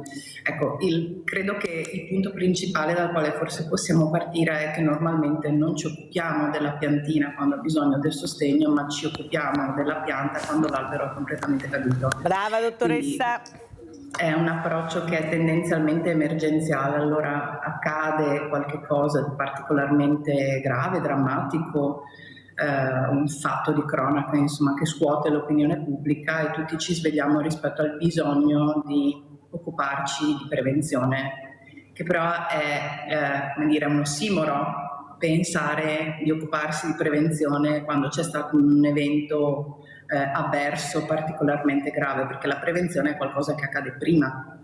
Quindi è proprio l'approccio che dovrebbe mutare, nel senso che non dovremmo occuparci di interventi di prevenzione in maniera emergenziale, che è un po' un approccio tipicamente italico, occuparsi delle questioni quando sono a una situazione di emergenza, e in maniera reattiva, quindi reagisco a un evento avverso, ma dovrebbe esserci una modalità che è proattiva, quindi mi occupo di qualcosa affinché l'evento avverso non avvenga. E questo è problematico spesso a livello anche politico, perché gli approcci di prevenzione che sono effettivamente efficaci, io la ringrazio di aver detto che faccio parte dell'Ufficio delle Nazioni Unite, mi piacerebbe, non è vero, collaboro. Ah beh, cioè, mi avevano scritto sì. Così, ho letto, dottoressa, comunque grazie per la precisione, comunque sempre là. Sì, sempre lì. Ecco, lì l'approccio è proprio questo, cioè l'idea di dire non possiamo. Spesso la problematica degli interventi di prevenzione è che mirano a un risultato immediato, possibilmente dentro una legislatura. Questo non è possibile. Non è possibile perché gli interventi di prevenzione hanno degli effetti di lungo periodo e quello che dico sempre per spiegare questa cosa è un parallelismo rispetto agli investimenti. Se noi investiamo anche 100.000 euro oggi e li andiamo a ritirare fra 6 mesi, non sono tanti di più. Per avere un buon esito, qualsiasi esperto di investimenti ti dirà: pensa a un orizzonte temporale di almeno 5-6 anni.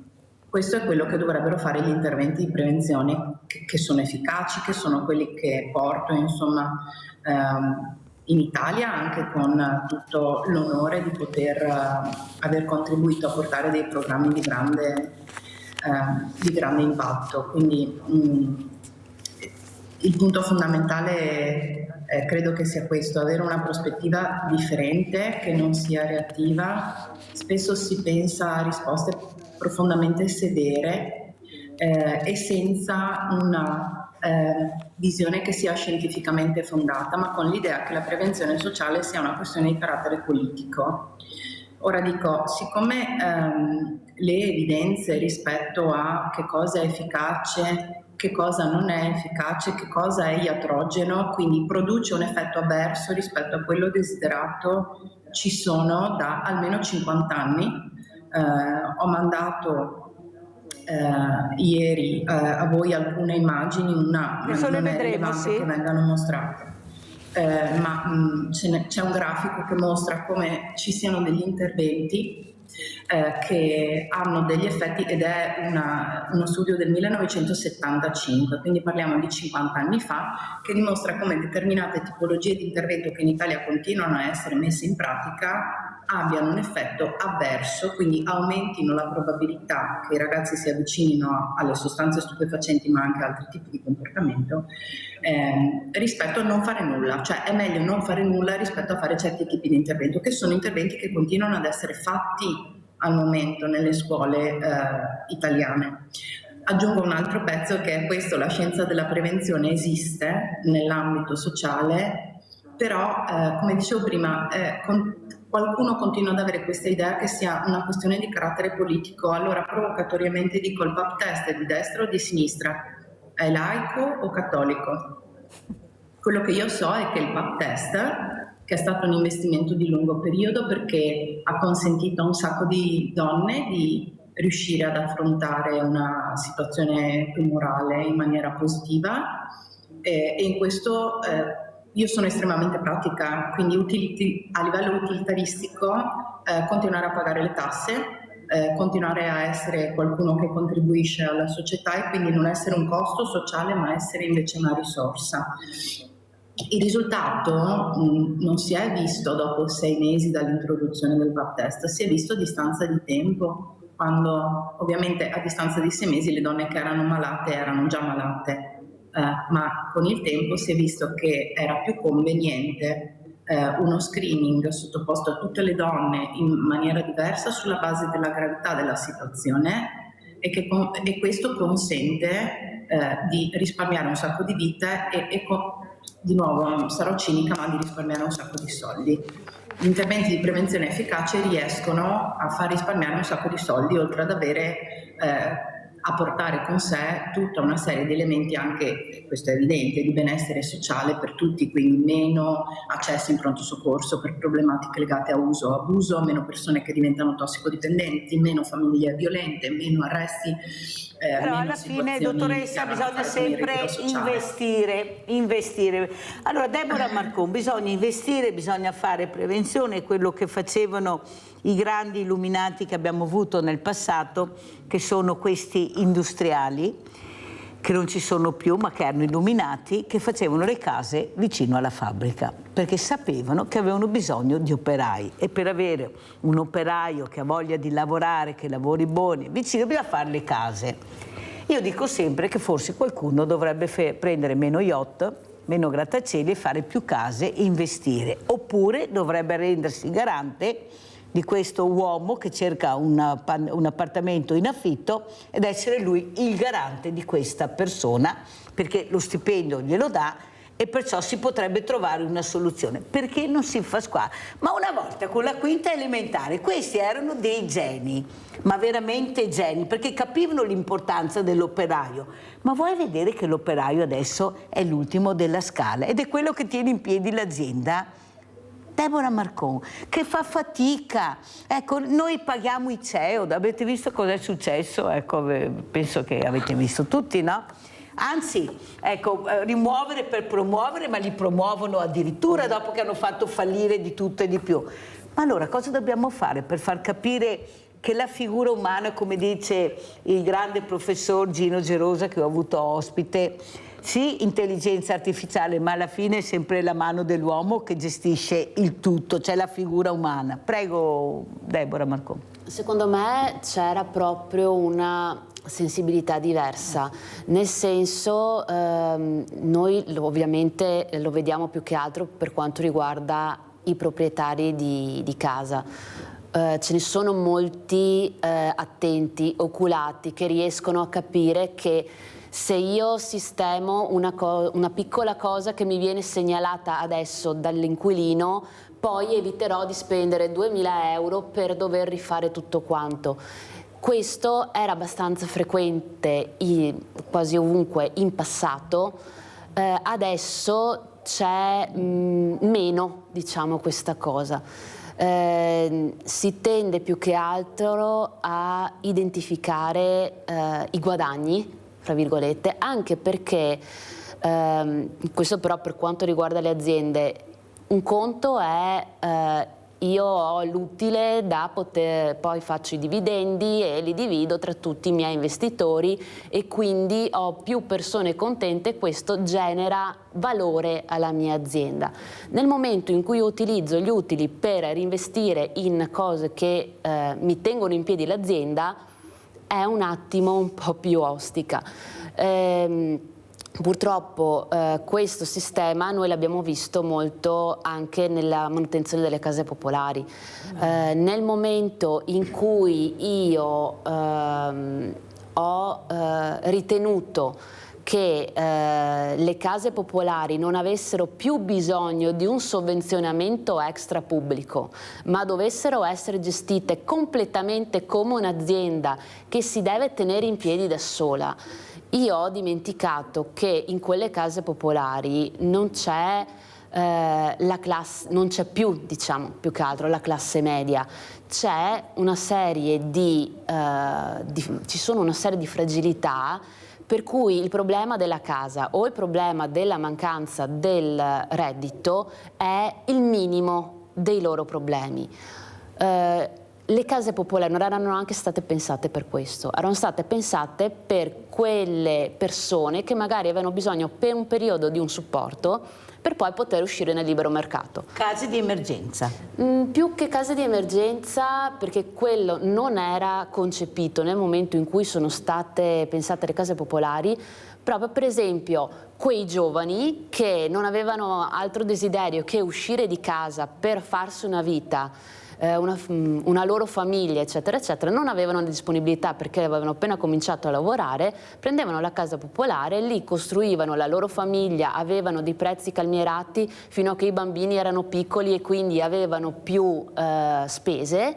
Nel momento in cui i figli erano un pochino più grandi, in cui loro andavano meglio perché una volta si partiva da poco, ma poi era sicuro che io cominciassi a guadagnare di più man mano che andavo avanti. A quel punto l'idea era: esco nel libero mercato e quindi posso sostenere un affitto e lascio la casa libera per altri. Adesso, e questa è anche in realtà l'idea della Regione Veneto, perché all'epoca era nazionale, adesso è regionale, io dovrei avere soltanto i casi di estrema emergenza nelle case popolari. Questo lo dovrei avere, quindi con persone che magari hanno bisogno dell'aiuto del comune per pagare i 40 euro di affitto più le spese condominiali. Secondo loro il sistema dovrebbe reggersi in questa maniera senza metterci dentro soldi.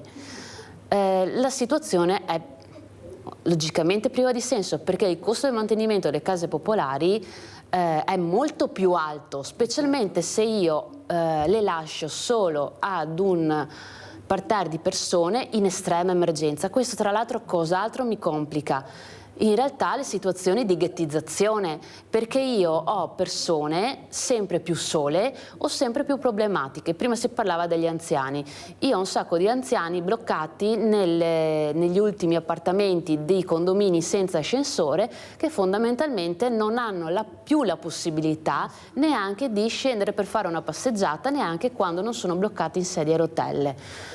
Ci sono anziani che magari hanno dovuto sopportare grandi spese per alcune patologie o perché alcune cose che gli migliorano la vita, tipo delle prestazioni specifiche o degli integratori, non sono passati dal sistema nazionale, si trovano all'improvviso con dei costi dell'affitto aumentati senza neanche una ragione. Quindi c'è la destabilizzazione dell'anziano che si trova senza spiegazione a passare da una situazione ad un'altra, al di là del fatto che la posso sostenere economicamente, più tutte le spese accessorie e si perde fondamentalmente, non capisce più quello che deve fare e comincia ad agire in alcuni casi anche contro il proprio interesse. Abbiamo tra l'altro, come si diceva prima, un aumento esponenziale di persone che chiedono, sia per quanto riguarda i casi emergenziali, perché abbiamo anche persone che non riescono ad entrare in graduatoria e hanno gravissime disabilità, hanno genitori a carico, ne hanno di tutto, eppure non hanno un punteggio abbastanza alto per avere l'assegnazione della casa e nel frattempo ci sono interi stabili lasciati all'abbandono, stabili che se io avessi agito prima come si diceva anche per le questioni sociali, ma è perfettamente e ugualmente valido anche per la manutenzione del patrimonio pubblico. Se io investivo poco per tenere in piedi l'appartamento, lo stabile, a quel punto io ho le case da poter dare, oppure con una spesa minima riatto gli appartamenti. Noi abbiamo per esempio dei casi estremamente gravi a Pieve di Soligo, dove interi stabili praticamente stanno crollando. Sono abitati da poche persone, quelli che sono rimasti dopo persone che sono andate via per disperazione o decessi, ma chi rimane è fondamentalmente in condizioni di degrado, non diversamente da chi abita in macchina.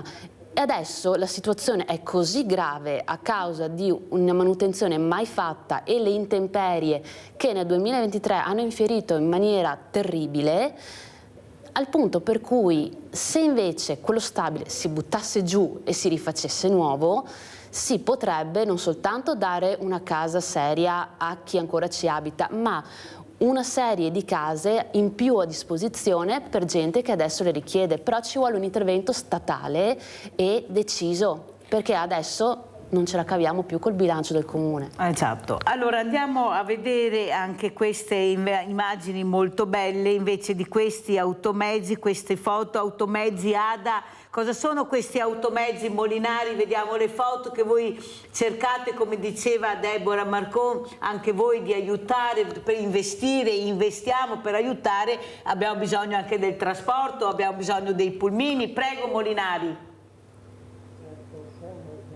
E di cui ci serviamo per effettuare il nostro servizio. Ne abbiamo 2 a Calalzo, uno è a Lorenzago e uno è ad Auronzo, e serviamo in pratica tutto il territorio del centro Cadore a parte Pieve e Pirarolo. Auronzo funziona, è un comune diciamo tra i più grandi e funziona anche per la casa di riposo che ha sede in quel comune. Lorenzago fa il servizio anche per Vigo, che è il comune dell'Oltrepiave che è adiacente, mentre Calalzo effettua il servizio oltre che per Calalzo stesso per Domegge e anche Luzzo.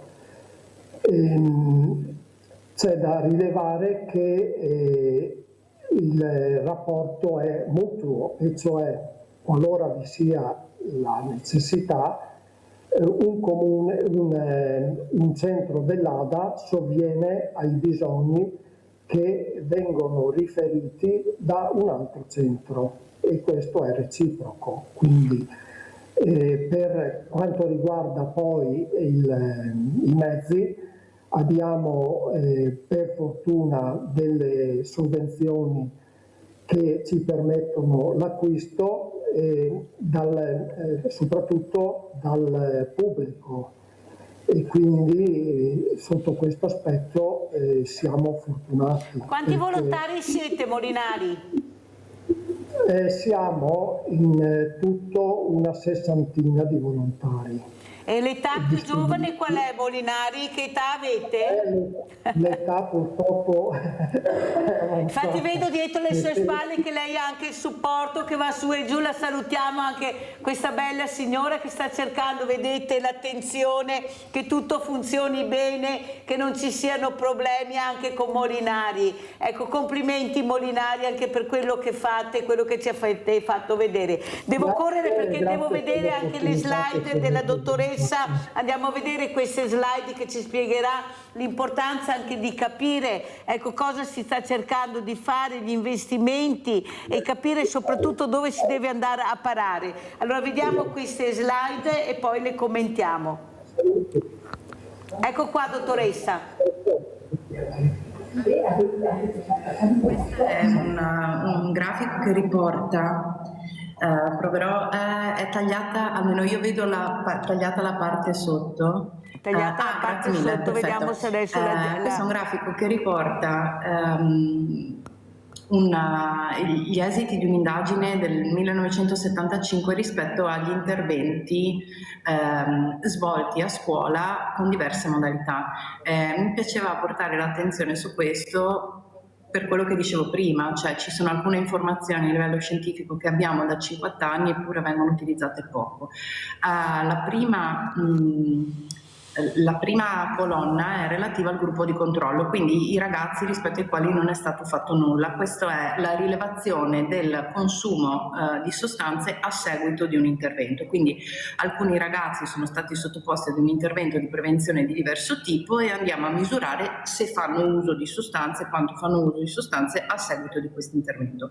Il gruppo di controllo è il gruppo che non ha fatto niente.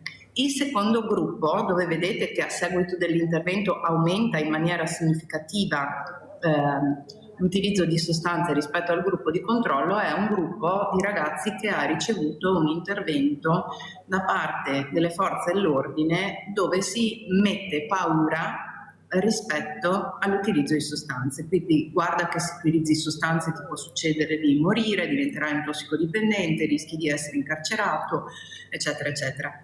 La terza barra, che vedete che comunque ha un effetto avverso, nel senso che questi ragazzi poi consumano di più di quelli che non hanno fatto niente, sono quelli che hanno ricevuto un intervento cosiddetto a catalogo. Gli interventi a catalogo sulle sostanze sono quelli dove si va in classe e si dice la cocaina ha un effetto eccitante sul cervello e sentirai questi effetti, ma poi ti sentirai così. L'eroina ha questo effetto sul cervello, ti sentirai così, ma poi ti sentirai colà, eccetera, eccetera. L'ultima, che è l'unica che ha effettivamente, che vede a seguito dell'intervento una riduzione del comportamento d'uso rispetto alle sostanze stupefacenti, è un tipo di intervento che si concentra sulle life skills di fatto, quindi dove si parla pochissimo di sostanze, ma dove si fa un ragionamento su quelle capacità di vita che aiutano i ragazzi a scegliere se mettere in atto o non mettere in atto un certo tipo di comportamento. Perché mostro questo? Perché gli interventi in classe da parte delle forze dell'ordine, dove si spiega perché certe cose non vanno bene, piuttosto che dell'ex tossicodipendente che va in classe e racconta la sua vicenda personale, continuano ad essere svolti anche nel nostro paese e certamente vengono svolti con una genuina idea che questo sia positivo. Tuttavia, questo tipo di dinamica non è corrispondente al vero, nel senso che pur con l'intenzione di mettere in atto qualcosa di positivo per i ragazzi, si produce un risultato che aumenta la possibilità che questi ragazzi mettano in atto un comportamento di uso. Fantastico, questo è un programma che si chiama Nurse Family Partnership, è stato sperimentato per un breve periodo anche in Trentino e questo è un altro tipo di intervento. Allora, quelli di cui parlavo prima, quindi quando facciamo paura, quando raccontiamo che effetto fanno le sostanze, eccetera, sono definiti gli interventi di prevenzione contro le sostanze, contro il bullismo, contro il ritiro sociale, contro gli hikikomori. Gli interventi che funzionano invece sono gli interventi a favore che mirano a migliorare le condizioni di vita. La slide che avete messo prima con quella mappa degli Stati Uniti, questa, ecco qui, questo intervento, giusto per dare uno spot, ce ne sono molti di interventi cosiddetti evidence-based, cioè che hanno dimostrato prove di efficacia nel migliorare gli effetti, nel migliorare le condizioni di benessere di tutte le persone. Vedete che questo programma è implementato in oltre 40 stati degli Stati Uniti d'America e è stato calcolato un ritorno economico per ogni dollaro investito nel programma di $5,7. Mi piace mettere una parola per spiegare perché sono importanti gli interventi dove non necessariamente il tema centrale è il comportamento, che poi è un sintomo, no? Ed è irrilevante se è uso o abuso di sostanze, comportamenti sessualmente inadeguati per sé o per gli altri, bullismo, ritiro sociale, comportamenti risk seeking, quindi quelli di ricerca di rischi estremi, eccetera. Quel programma lì è un programma che lavora con madri fragili, le prende durante la gravidanza e le segue durante la fase del puerperio fino ai 2 anni di vita. C'è un assistente domiciliare e questo si fa quando abbiamo situazioni di fragilità che con cadenza quindicinale va a casa di queste donne e le accompagna nel loro percorso per migliorare le loro capacità di accudimento del bambino sia dal punto di vista strettamente fisico ma anche affettivo, di stimolazione eccetera, e fa lo stesso quando il bambino è nato per i primi 2 anni di vita. È evidente che il bambino non ha minimamente ricordo di questo intervento, perché sotto i 3 anni non abbiamo una memoria effettiva degli eventi che ci sono capitati, non li ricordiamo. Tuttavia gli studi sono stati svolti moltissimi follow-up, vado a memoria, mi pare siano 14, e hanno seguito i bambini che hanno svolto questo intervento quando sono diventati adulti. I bambini che hanno potuto godere di questo intervento rispetto a bambini che non hanno potuto godere di questo intervento nelle medesime condizioni, no? Il famoso gruppo di controllo, non solo consumano meno sostanze stupefacenti, meno probabilmente sono implicati in problemi di droga, eccetera, ma più probabilmente si laureano, hanno un reddito migliore, hanno una condizione di vita migliore, quindi sia migliora la capacità delle mamme nel breve periodo, ma il risultato è esponenziale, cioè noi abbiamo grandi più resilienti con programmi che funzionano bene. La slide che avete messo adesso, quella di Family United, è un programma di prevenzione familiare che abbiamo portato in Italia nel 2021.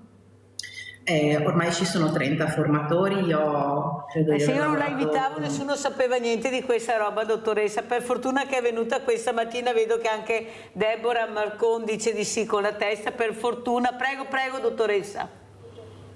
Dicevo, Family United è un programma di prevenzione universale, quindi non si rivolge è un programma familiare, non si rivolge a famiglie a rischio. Il programma che dicevo prima, il Nurse Family Partnership, si rivolge a madri fragili con una serie di problematiche per evitare, diciamo, che aumenti il livello di fragilità e si spezzi, diciamo, quella catena per cui più probabilmente soggetti fragili poi hanno esiti fragili anche rispetto ai figli che rimettono in atto certi meccanismi. Family United invece è un programma per tutti i genitori di figli di età compresa fra gli 8 e i 15 anni. Io l'ho portato in Italia grazie alle Nazioni Unite nel 2021 insieme a un collega e abbiamo lavorato con più di 200 famiglie, è un'esperienza meravigliosa, un programma breve perché ovviamente lavoriamo con famiglie che non sono fragili, però è molto interessante perché aumenta le capacità dei genitori di rispondere in maniera proattiva ai bisogni dei figli. Ogni volta che lo mettiamo in atto ci sono degli elementi rispetto ai quali i genitori faticano tanto. Uno, lo porto ad esempio, è l'aspetto delle punizioni. Noi non parliamo di punizioni ma parliamo di conseguenze. Già qua i genitori dicono non funziona tanto, allora di fronte a un comportamento che non è funzionale di un ragazzino proponiamo di avere un atteggiamento fortemente coerente ma con delle conseguenze che siano molto brevi, non umilianti, non mortificanti, perché gli studi ci dicono che se il bambino o ragazzino sente la punizione come ingiusta o mortificante poi non tornerà dal genitore, quindi nel momento in cui può avere una problematica più significativa non si rivolge al ragazzo. Lavoriamo, insegniamo, non è un termine che mi piace, insomma condividiamo con i genitori delle strategie che gli studi scientifici ci dicono essere efficaci, però con una modalità insomma fortemente interattiva. Basta perché dottoressa non ho più tempo, però mi piacerebbe invitarla ancora. Sa dottoressa, io ieri ho citato proprio un caso di un grandissimo imprenditore italiano che è Tonino Lamborghini, il quale ha raccontato in un'intervista che è stata fatta che quando andava a scuola e andava molto male a scuola il padre lo premiava e lui diceva: ma come? Vado male a scuola e mio papà mi premia, ma come mai? Ma cos'è successo? Eppure vado male, non sono bravo. E lui gliel'ha chiesto al papà e lui ha detto: io ti premio perché per me è molto importante premiarti quando sei giovane e quando non sarai più giovane o vecchio. Però lui non è diventato un cattivo ragazzo, non è perché questo premio lo abbia indotto a diciamo diventare un cattivo ragazzo, anzi avete visto dove è arrivato. Forse dottoressa dovremmo più capire, io non dico di premiare, ma di ascoltare questi ragazzi o questa mamma che quando ha capito che il bullo che aveva ucciso questo altro suo amico, questo ragazzo, era lo stesso ragazzo che aveva bullizzato il figlio, ha detto: questo ragazzo andava preso per mano prima, io l'ho incontrato Ho capito, ho parlato con lui, mi ha chiesto anche scusa, perché te la prendi con mio figlio, parla con me, raccontami cos'è questa rabbia che hai con mio figlio. Io non posso vedere mio figlio che viene a casa tutti i giorni terrorizzato. Eppure questo ragazzo non è stato preso per mano da nessuno e abbiamo visto le conseguenze. Ha ucciso un ragazzo come lui, un altro ragazzo. Allora possiamo salvarli o continuiamo a parlare di carceri, di punizioni estreme? Non si riesce a capire, perché vede, dottoressa, io lo dico tutte le mattine, mi dispiace dirlo anche questa mattina, sono tutti in campagna elettorale, dottoressa, e mettere uno contro l'altro fa prendere tanti voti, perché regna la paura, e quando regna la paura regna la confusione, e nella confusione qualcuno ci sguazza. L'ho detto io, dottoressa, no, voglio che lei... No, ecco, posso anche dirlo io, però capisci che io che ho un banco solidale, dottoressa, dove vedo queste famiglie, dal 2010 ce l'ho, dottoressa, e non vedo politici e non vedo nessuno, queste donne che dovrebbero essere veramente le prime ad avvicinarsi a queste realtà che siedono su poltrone anche importanti, non gliene frega assolutamente niente. Eppure là sarebbe un banco di prova, tu trovi, vedi le famiglie, e non sono barboni, sono famiglie che non ce la fanno ad arrivare a fine mese, nemmeno con 2 stipendi, che hanno questi figli che crescono. E quello che vedo, sa cos'è, dottoressa? Che sono bravi bambini, bravi ragazzi, studiano, vado a trovarli a casa perché loro magari non possono arrivare perché non hanno né mezzi né niente, e sono sui libri perché è l'unica cosa che hanno, la scuola e i libri, ma devono essere fortunati ad avere una scuola adeguata con professionisti seri. Ma se io non ho neanche quello, dove mi ritrovo? Mi ritrovo col coltello nella piazza veramente ad aggredire qualcuno, tanta è la rabbia che ho dentro. Prego, dottoressa, velocissima perché devo chiudere. Sì, guardi, proprio 2 battute a conclusione rispetto a quello, riprendo un paio di cose che ha detto e sarò velocissima. Una è relativa al fatto che culturalmente non siamo abituati al rinforzo positivo, cioè siamo molto più abituati a sottolineare quando qualcosa non è andato dal punto di vista educativo che non a rinforzare positivamente quando accade. Questo è un elemento faticoso con i genitori ma anche con gli insegnanti, perché è proprio un'abitudine diversa, quindi questo sarebbe un aspetto rilevante. Mi ricollego a quello che diceva prima rispetto a io lo premiavo, no?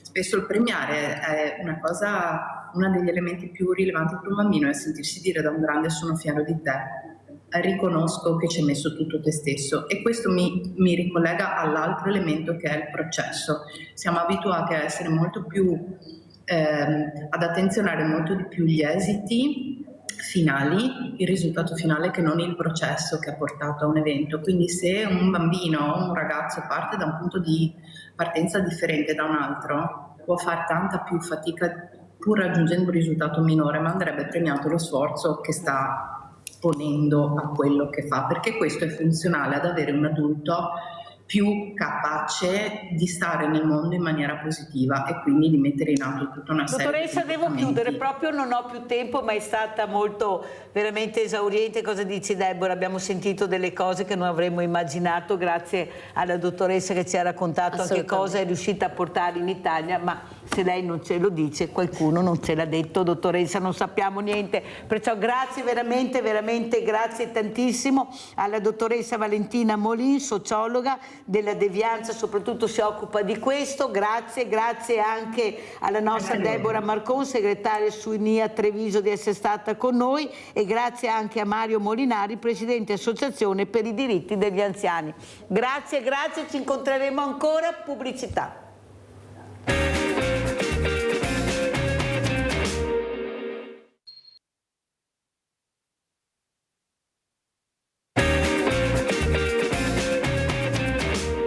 graditissimi ospiti, è rimasta con noi Deborah Marcon, segretario su Unia Treviso, perché dobbiamo ancora parlare anche di case, di affitti, ecco, di queste case, di questi anche commissariamenti che abbiamo visto a Latte tanti anni fa, nessuno sa più niente cosa è successo. Speriamo che qualcuno ci spieghi qualcosa, anche Deborah Marcon, ma saluto anche Maurizio Framba, presidente Federazione Consumatori, è collegato con noi da Verona. Buongiorno Presidente, ha visto buongiorno a lei, buongiorno questa telespettatori. mattina? Vede che c'è anche Deborah Marcon e saluto anche Oscar Bona, Presidente Associazione Bellunesi nel Mondo. Parleremo di immigrazione, visto che siamo in un territorio che la dice lunga, i numeri che abbiamo avuto anche noi per cercare di avere un po' di dignità della persona. Siamo andati all'estero per cercare questo, come fanno gli altri quando arrivano qua da noi, e non sono tutti delinquenti di sicuro, come qualcuno vuol far passare questo messaggio.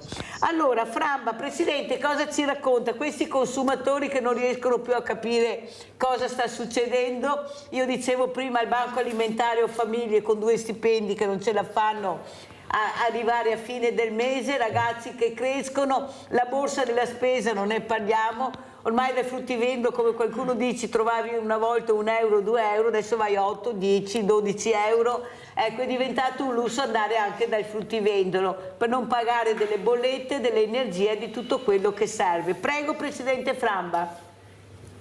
Sì, intanto grazie dell'invito. Purtroppo la situazione sta peggiorando, non tanto in base ai dati che abbiamo, che comunque sono dati che meritano una particolare attenzione, devono essere monitorati continuamente. Il dato vero è, l'ha ripreso anche un'inchiesta fatta dal Sole 24 Ore, si sta creando un fenomeno che è questo. Sta aumentando molto la divaricazione tra inflazione reale e inflazione percepita.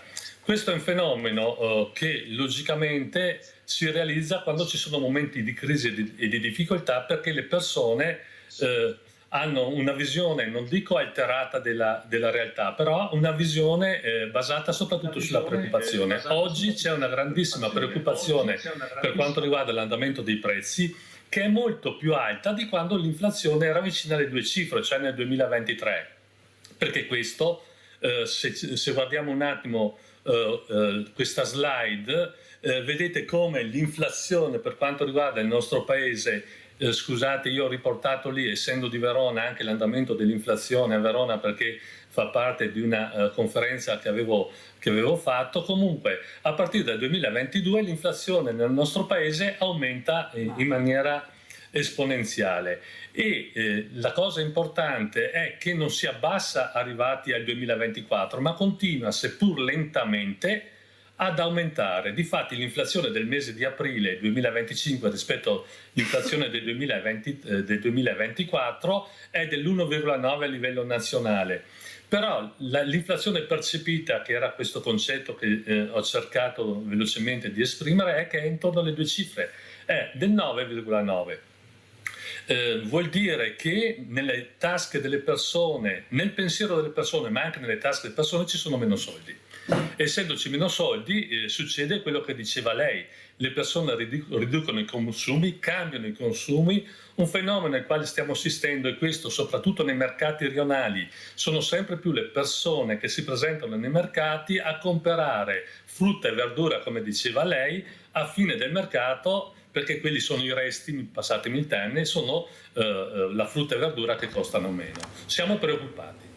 La ringrazio Presidente Framba di supportare quello che dico. Io spero sempre che ci sia anche una nuova politica, che cambiano delle linee guida, soprattutto per le fragilità. Io sono molto preoccupata, Presidente, perché stanno cercando di mandare qualche messaggio che tutto va bene, che non c'è problema. Ecco, che ce la faremo, sono sicura, perché siamo di creativi e sono molto fiduciosa nei giovani, però in attesa di questo ci vuole un ponte, che qualcuno faccia un ponte per traghettare queste fragilità.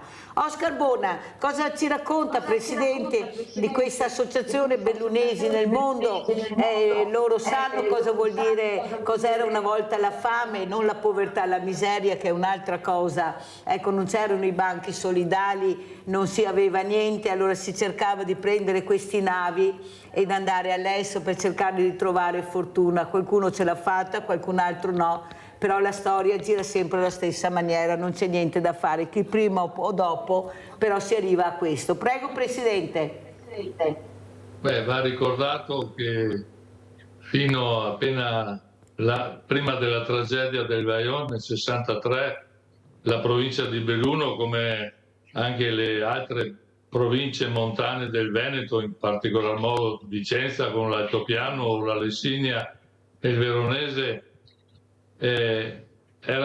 sono vissute sui ricavi, sui redditi, sulle rimesse dei nostri emigranti. Voglio solo ricordare che noi abbiamo raggiunto un valore pari al 60% di emigrazione in quegli anni lì, prima del Vajont. E ricordo che anche l'Altopiano di Asiago addirittura aveva il 67% di emigranti.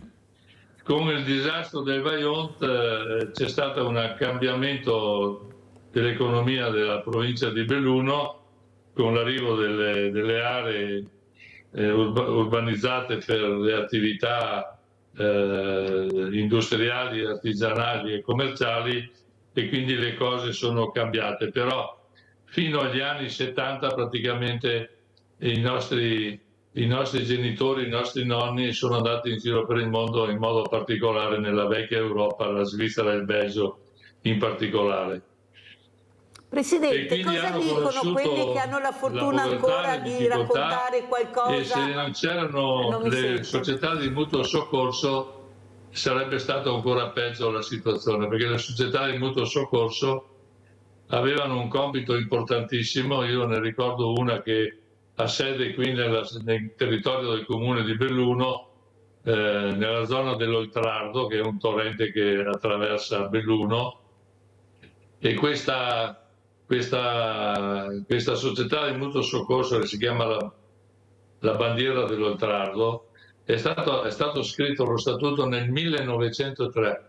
Nel 1903 già una forma autonoma dei cittadini garantivano, se succedeva qualcosa, che moriva una vacca, una mucca, o che c'era un incendio anche sul fienile e gli uomini erano tutti all'estero a lavorare, praticamente la solidarietà che si esprimeva attraverso questa associazione di mutuo soccorso era importantissima, perché non c'erano gli interventi come oggi, non c'era la protezione civile, c'era miseria. E infatti ho detto che non c'erano i banchi solidali, non c'era niente, ma ci sono ancora persone che possono raccontare. Noi abbiamo dei centenari, ecco, che raccontano i loro vissuti, la loro storia. Abbiamo anche che hanno superato i 100 anni. Io avevo ieri Nidia Pausic, 90 anni, che è la geriatra che avevo ospite, ha detto a trovarne 90 anni come lei, ma ci sono. Ecco, quali sono i ricordi, Presidente De Bona, cosa raccontano? Perché abbiamo i video, abbiamo le immagini, vediamo anche le immagini appunto che abbiamo, intanto che De Bona parla. Ecco, questi racconti che poi anche figli o nipoti si tramandano, prego. Guardi, noi abbiamo collaborato insieme all'Associazione dei Trevisani nel mondo e dei Vicentini nel mondo, in particolar modo dei Veneti nel mondo, 5-6 anni fa, per arrivare ad una collaborazione con un protocollo tra Regione Veneto e uffici regionali della pubblica istruzione e le associazioni venete che si occupano dei propri connazionali nel mondo, per portare l'obbligatorietà della storia dell'immigrazione veneta nelle scuole. E ovviamente questo è anche un input che è stato dato anche alle altre realtà presenti nelle altre regioni italiane. Parliamo del Veneto perché il Veneto è stato ai primi posti su tutta la storia dell'immigrazione ed è stato un punto di riferimento importante, soprattutto i territori della vecchia Repubblica Veneta.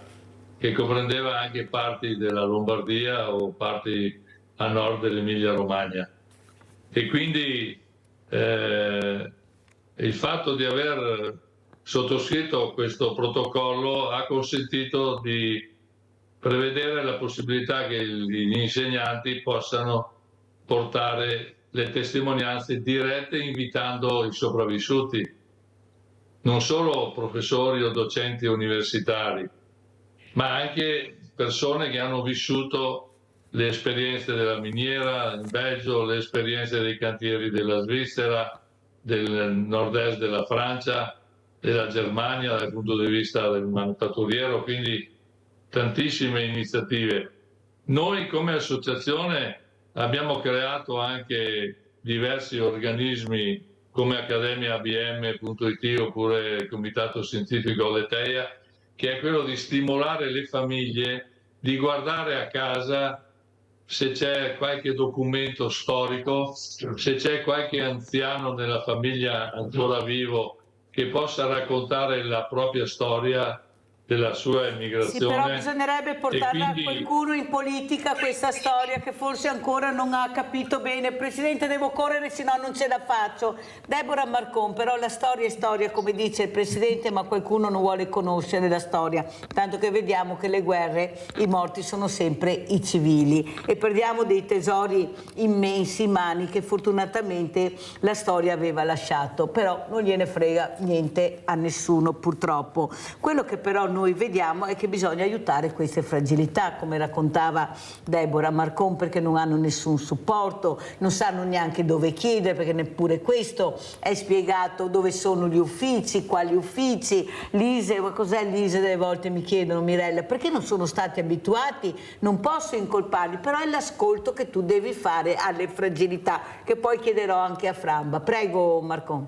Sì, purtroppo c'è stata anche una campagna mediatica, chiamiamola così, che ha teso a demonizzare i corpi intermedi e questo, specialmente in Veneto, si è mescolato già con un carattere generalizzato nel nostro territorio, che tende a dire ce la posso fare da solo, non mi serve l'aiuto di nessuno, se io lavoro bene e lavoro riesco ad ottenere qualcosa, perché se io faccio quello che devo, obbligatoriamente mi deve ritornare indietro qualcosa. Purtroppo non funziona così, infatti la maggior parte dei problemi che entrano nei nostri uffici sono persone che si sono fidate. Per esempio hanno detto sì, io magari faccio questa cosa al posto del proprietario, faccio questa cosa al posto dell'ente gestore, sì mi hanno dato la casa quindi vedo che ci sono delle cose da fare, ho qualche soldo da parte, sistemo io, non serve che magari chiedo all'ente che mi sta ospitando. E in cambio di questo, che magari viene anche percepito come un tentativo di ringraziare per quello che è stato ricevuto, però si riceve quello che invece è previsto dalla legge, cioè che effettivamente la casa è di un altro proprietario, che se ci sono necessità diverse, ci sono leggi diverse, bisogna che l'inquilino, l'assegnatario si riadattino. Nel momento in cui vengono da noi, purtroppo loro hanno già speso un sacco di soldi che non avrebbero dovuto spendere, dall'altra parte però il proprietario ha tutta una serie di diritti a cui purtroppo l'inquilino è costretto a rispondere. Avete capito? Dobbiamo anche stare attenti prima di investire, perché se non è tua la casa non devi...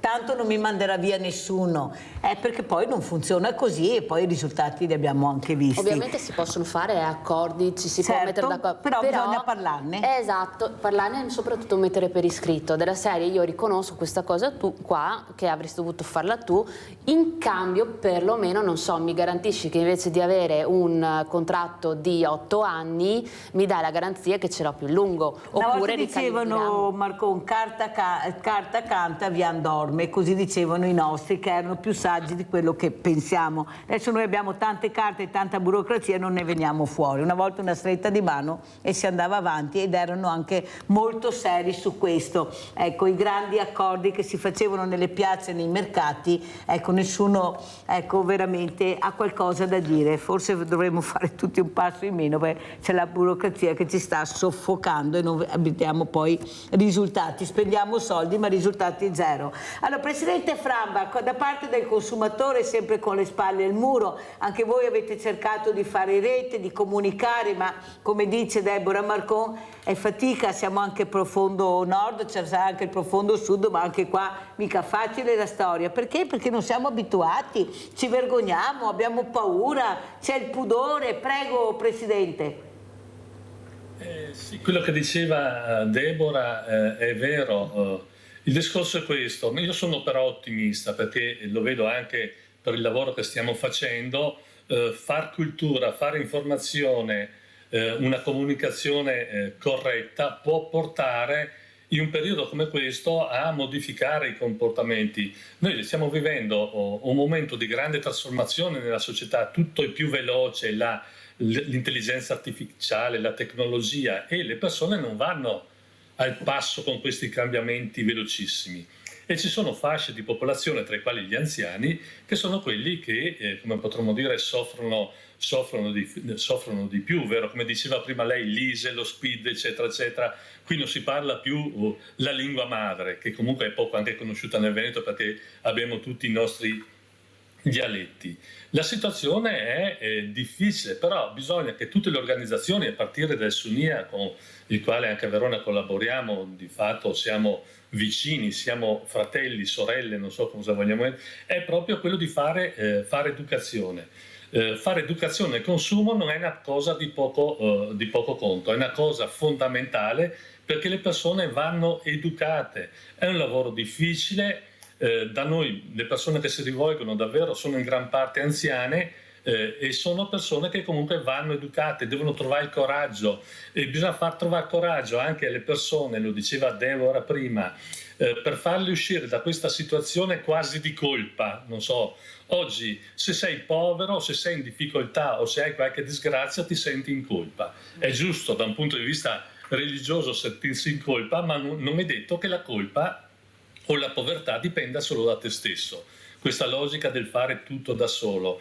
Riprendendo il discorso che faceva il collega Bona, che è un discorso molto importante, che richiamava anche lei, noi siamo una terra di migranti, oggi siamo una terra che dovrebbe ricevere migranti e manda altri migranti all'estero. I giovani, non solo nel Veneto ma in Italia, se ne vanno, e ci sarà un motivo perché se ne vanno, forse non trovano i famosi talenti, non trovano qui le condizioni ideali, e abbiamo difficoltà ad avere manodopera che invece potrebbe trovarsi con più facilità nei percorsi logicamente di rispetto delle regole e delle leggi, che sono quelle di favorire una migrazione, un'entrata di persone corretta nel nostro paese logicamente. Siamo pronti. Io credo che potremo fare uno sforzo in più come paese, ma perché anche queste persone diventeranno consumatori. Tornando ai consumatori e parlando di povertà, due dati mi interessa evidenziare. È un dato delle ACLI e uno è un dato di questo ente internazionale che monitora l'andamento della povertà nei paesi dell'Europa. L'ACLI logicamente lo fa solo per l'Italia. Le famiglie in povertà, vicine alla povertà in Italia, sono il 23%. 2 anni fa erano sotto il 20%, noi assistiamo a un progresso apparente, a uno sviluppo che dovrebbe riguardare tutti quanti. In realtà non riguarda tutti quanti dal punto di vista economico, riguarda pochi, i ricchi diventano sempre più ricchi, aumenta la povertà. Come mi sembra di aver detto altre volte, siamo in un meccanismo che non è più la piramide, il triangolo per raffigurare la società, c'è una base diciamo di persone che ce la fa, e man mano che vai su pochissimi ricchi.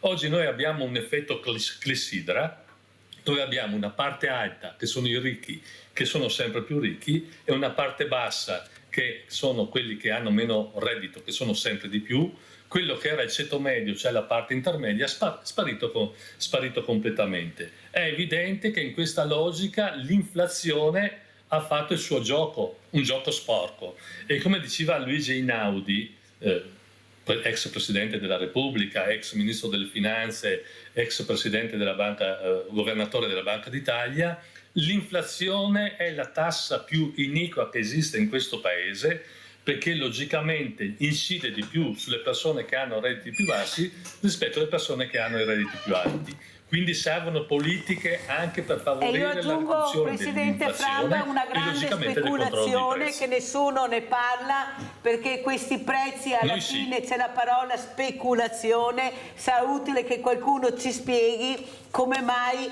siamo arrivati a questi prezzi, perché c'è qualcuno che ci specula e ci guadagna, di sicuro non i consumatori. Allora facciamo chiudere a Oscar De Bona. Presidente, come vuole chiudere, come vuole salutarci? Ecco, con quale messaggio? Prego, Presidente. Perché noi stiamo lavorando per la cerimonia del 60° della tragedia di Makmar, dove sono morti 88 lavoratori, 56 italiani e 17 della provincia di Belluno. E nella targa che abbiamo portato lì alcuni anni fa c'è scritto morti sotto il ghiaccio ma vivi nella memoria. Io ringrazio anche voi come trasmissione per aver ricordato questa tragedia e voglio anche dirvi che per il mondo delle scuole, come casa editrice, l'Associazione Bellunesi nel Mondo ha prodotto diversi libri. Lo giri, Presidente, così lo vediamo, lo giri. Lo giri il libro, bravo Presidente, eccolo qua, così lo vediamo bene. Abbiamo consegnato a tutti gli studenti della provincia di Belluno delle scuole bellunesi, perché quando vanno a casa parlino con i loro nonni, bisnonni, che si facciano raccontare, perché conoscendo questa storia si può fare molto. Per quanto riguarda quello che invece avete parlato con i due persone in collegamento, noi abbiamo necessità di manodopera, ci mancano i profili da parte delle aziende di sapere di chi hanno bisogno, perché poi ci sono grosse difficoltà anche degli italo-discendenti di trovare tutta la normativa che consenta loro di poter venire qua.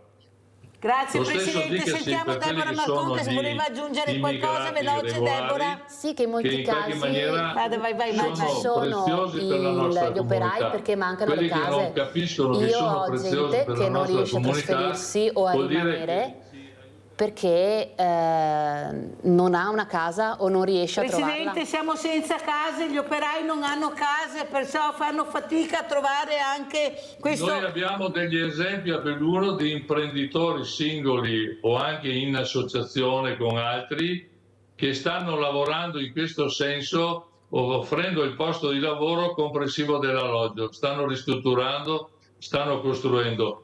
Bisognerebbe che però ci fosse una regia nazionale e regionale su questo, cosa che al momento io non ho visto. Neanche noi, Presidente, stia tranquillo, io lo dico tutte le mattine che forse qualcuno dovrebbe investire in questo, perché sennò non ne andiamo fuori. Noi abbiamo persone che lavorano, che non trovano casa, abbiamo giovani che hanno bisogno di trovare una casa, abbiamo studenti che non trovano alloggi, noi abbiamo a Treviso 2 aeroporti, abbiamo di tutto, abbiamo l'ippodromo e non abbiamo un ostello, no, capite? E abbiamo le ville venete chiuse, compresa Villa Margherita, Villa Franchetti e altre, che veramente qualcuno se le passa tra banche, associazioni, fondazioni. Grazie, grazie ai miei ospiti, veramente grazie. Andiamo a pranzo con la proposta di Mirella.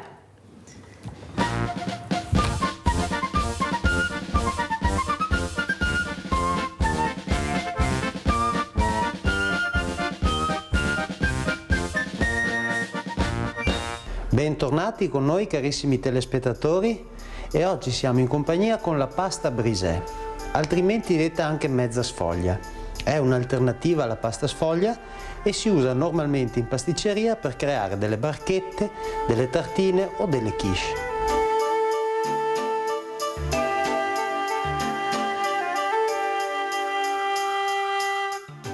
Gli ingredienti di questa ricetta, di questa pasta base, sono molto semplici, sono composti da farina, burro, uova, un pizzico di sale e un goccio di panna o di latte.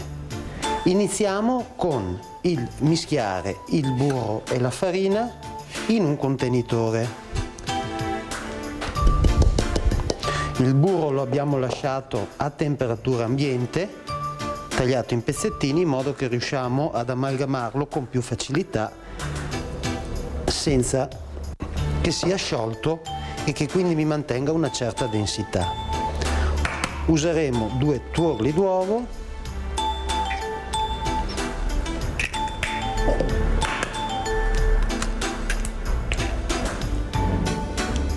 eccoci qui, ed un pizzichino di sale.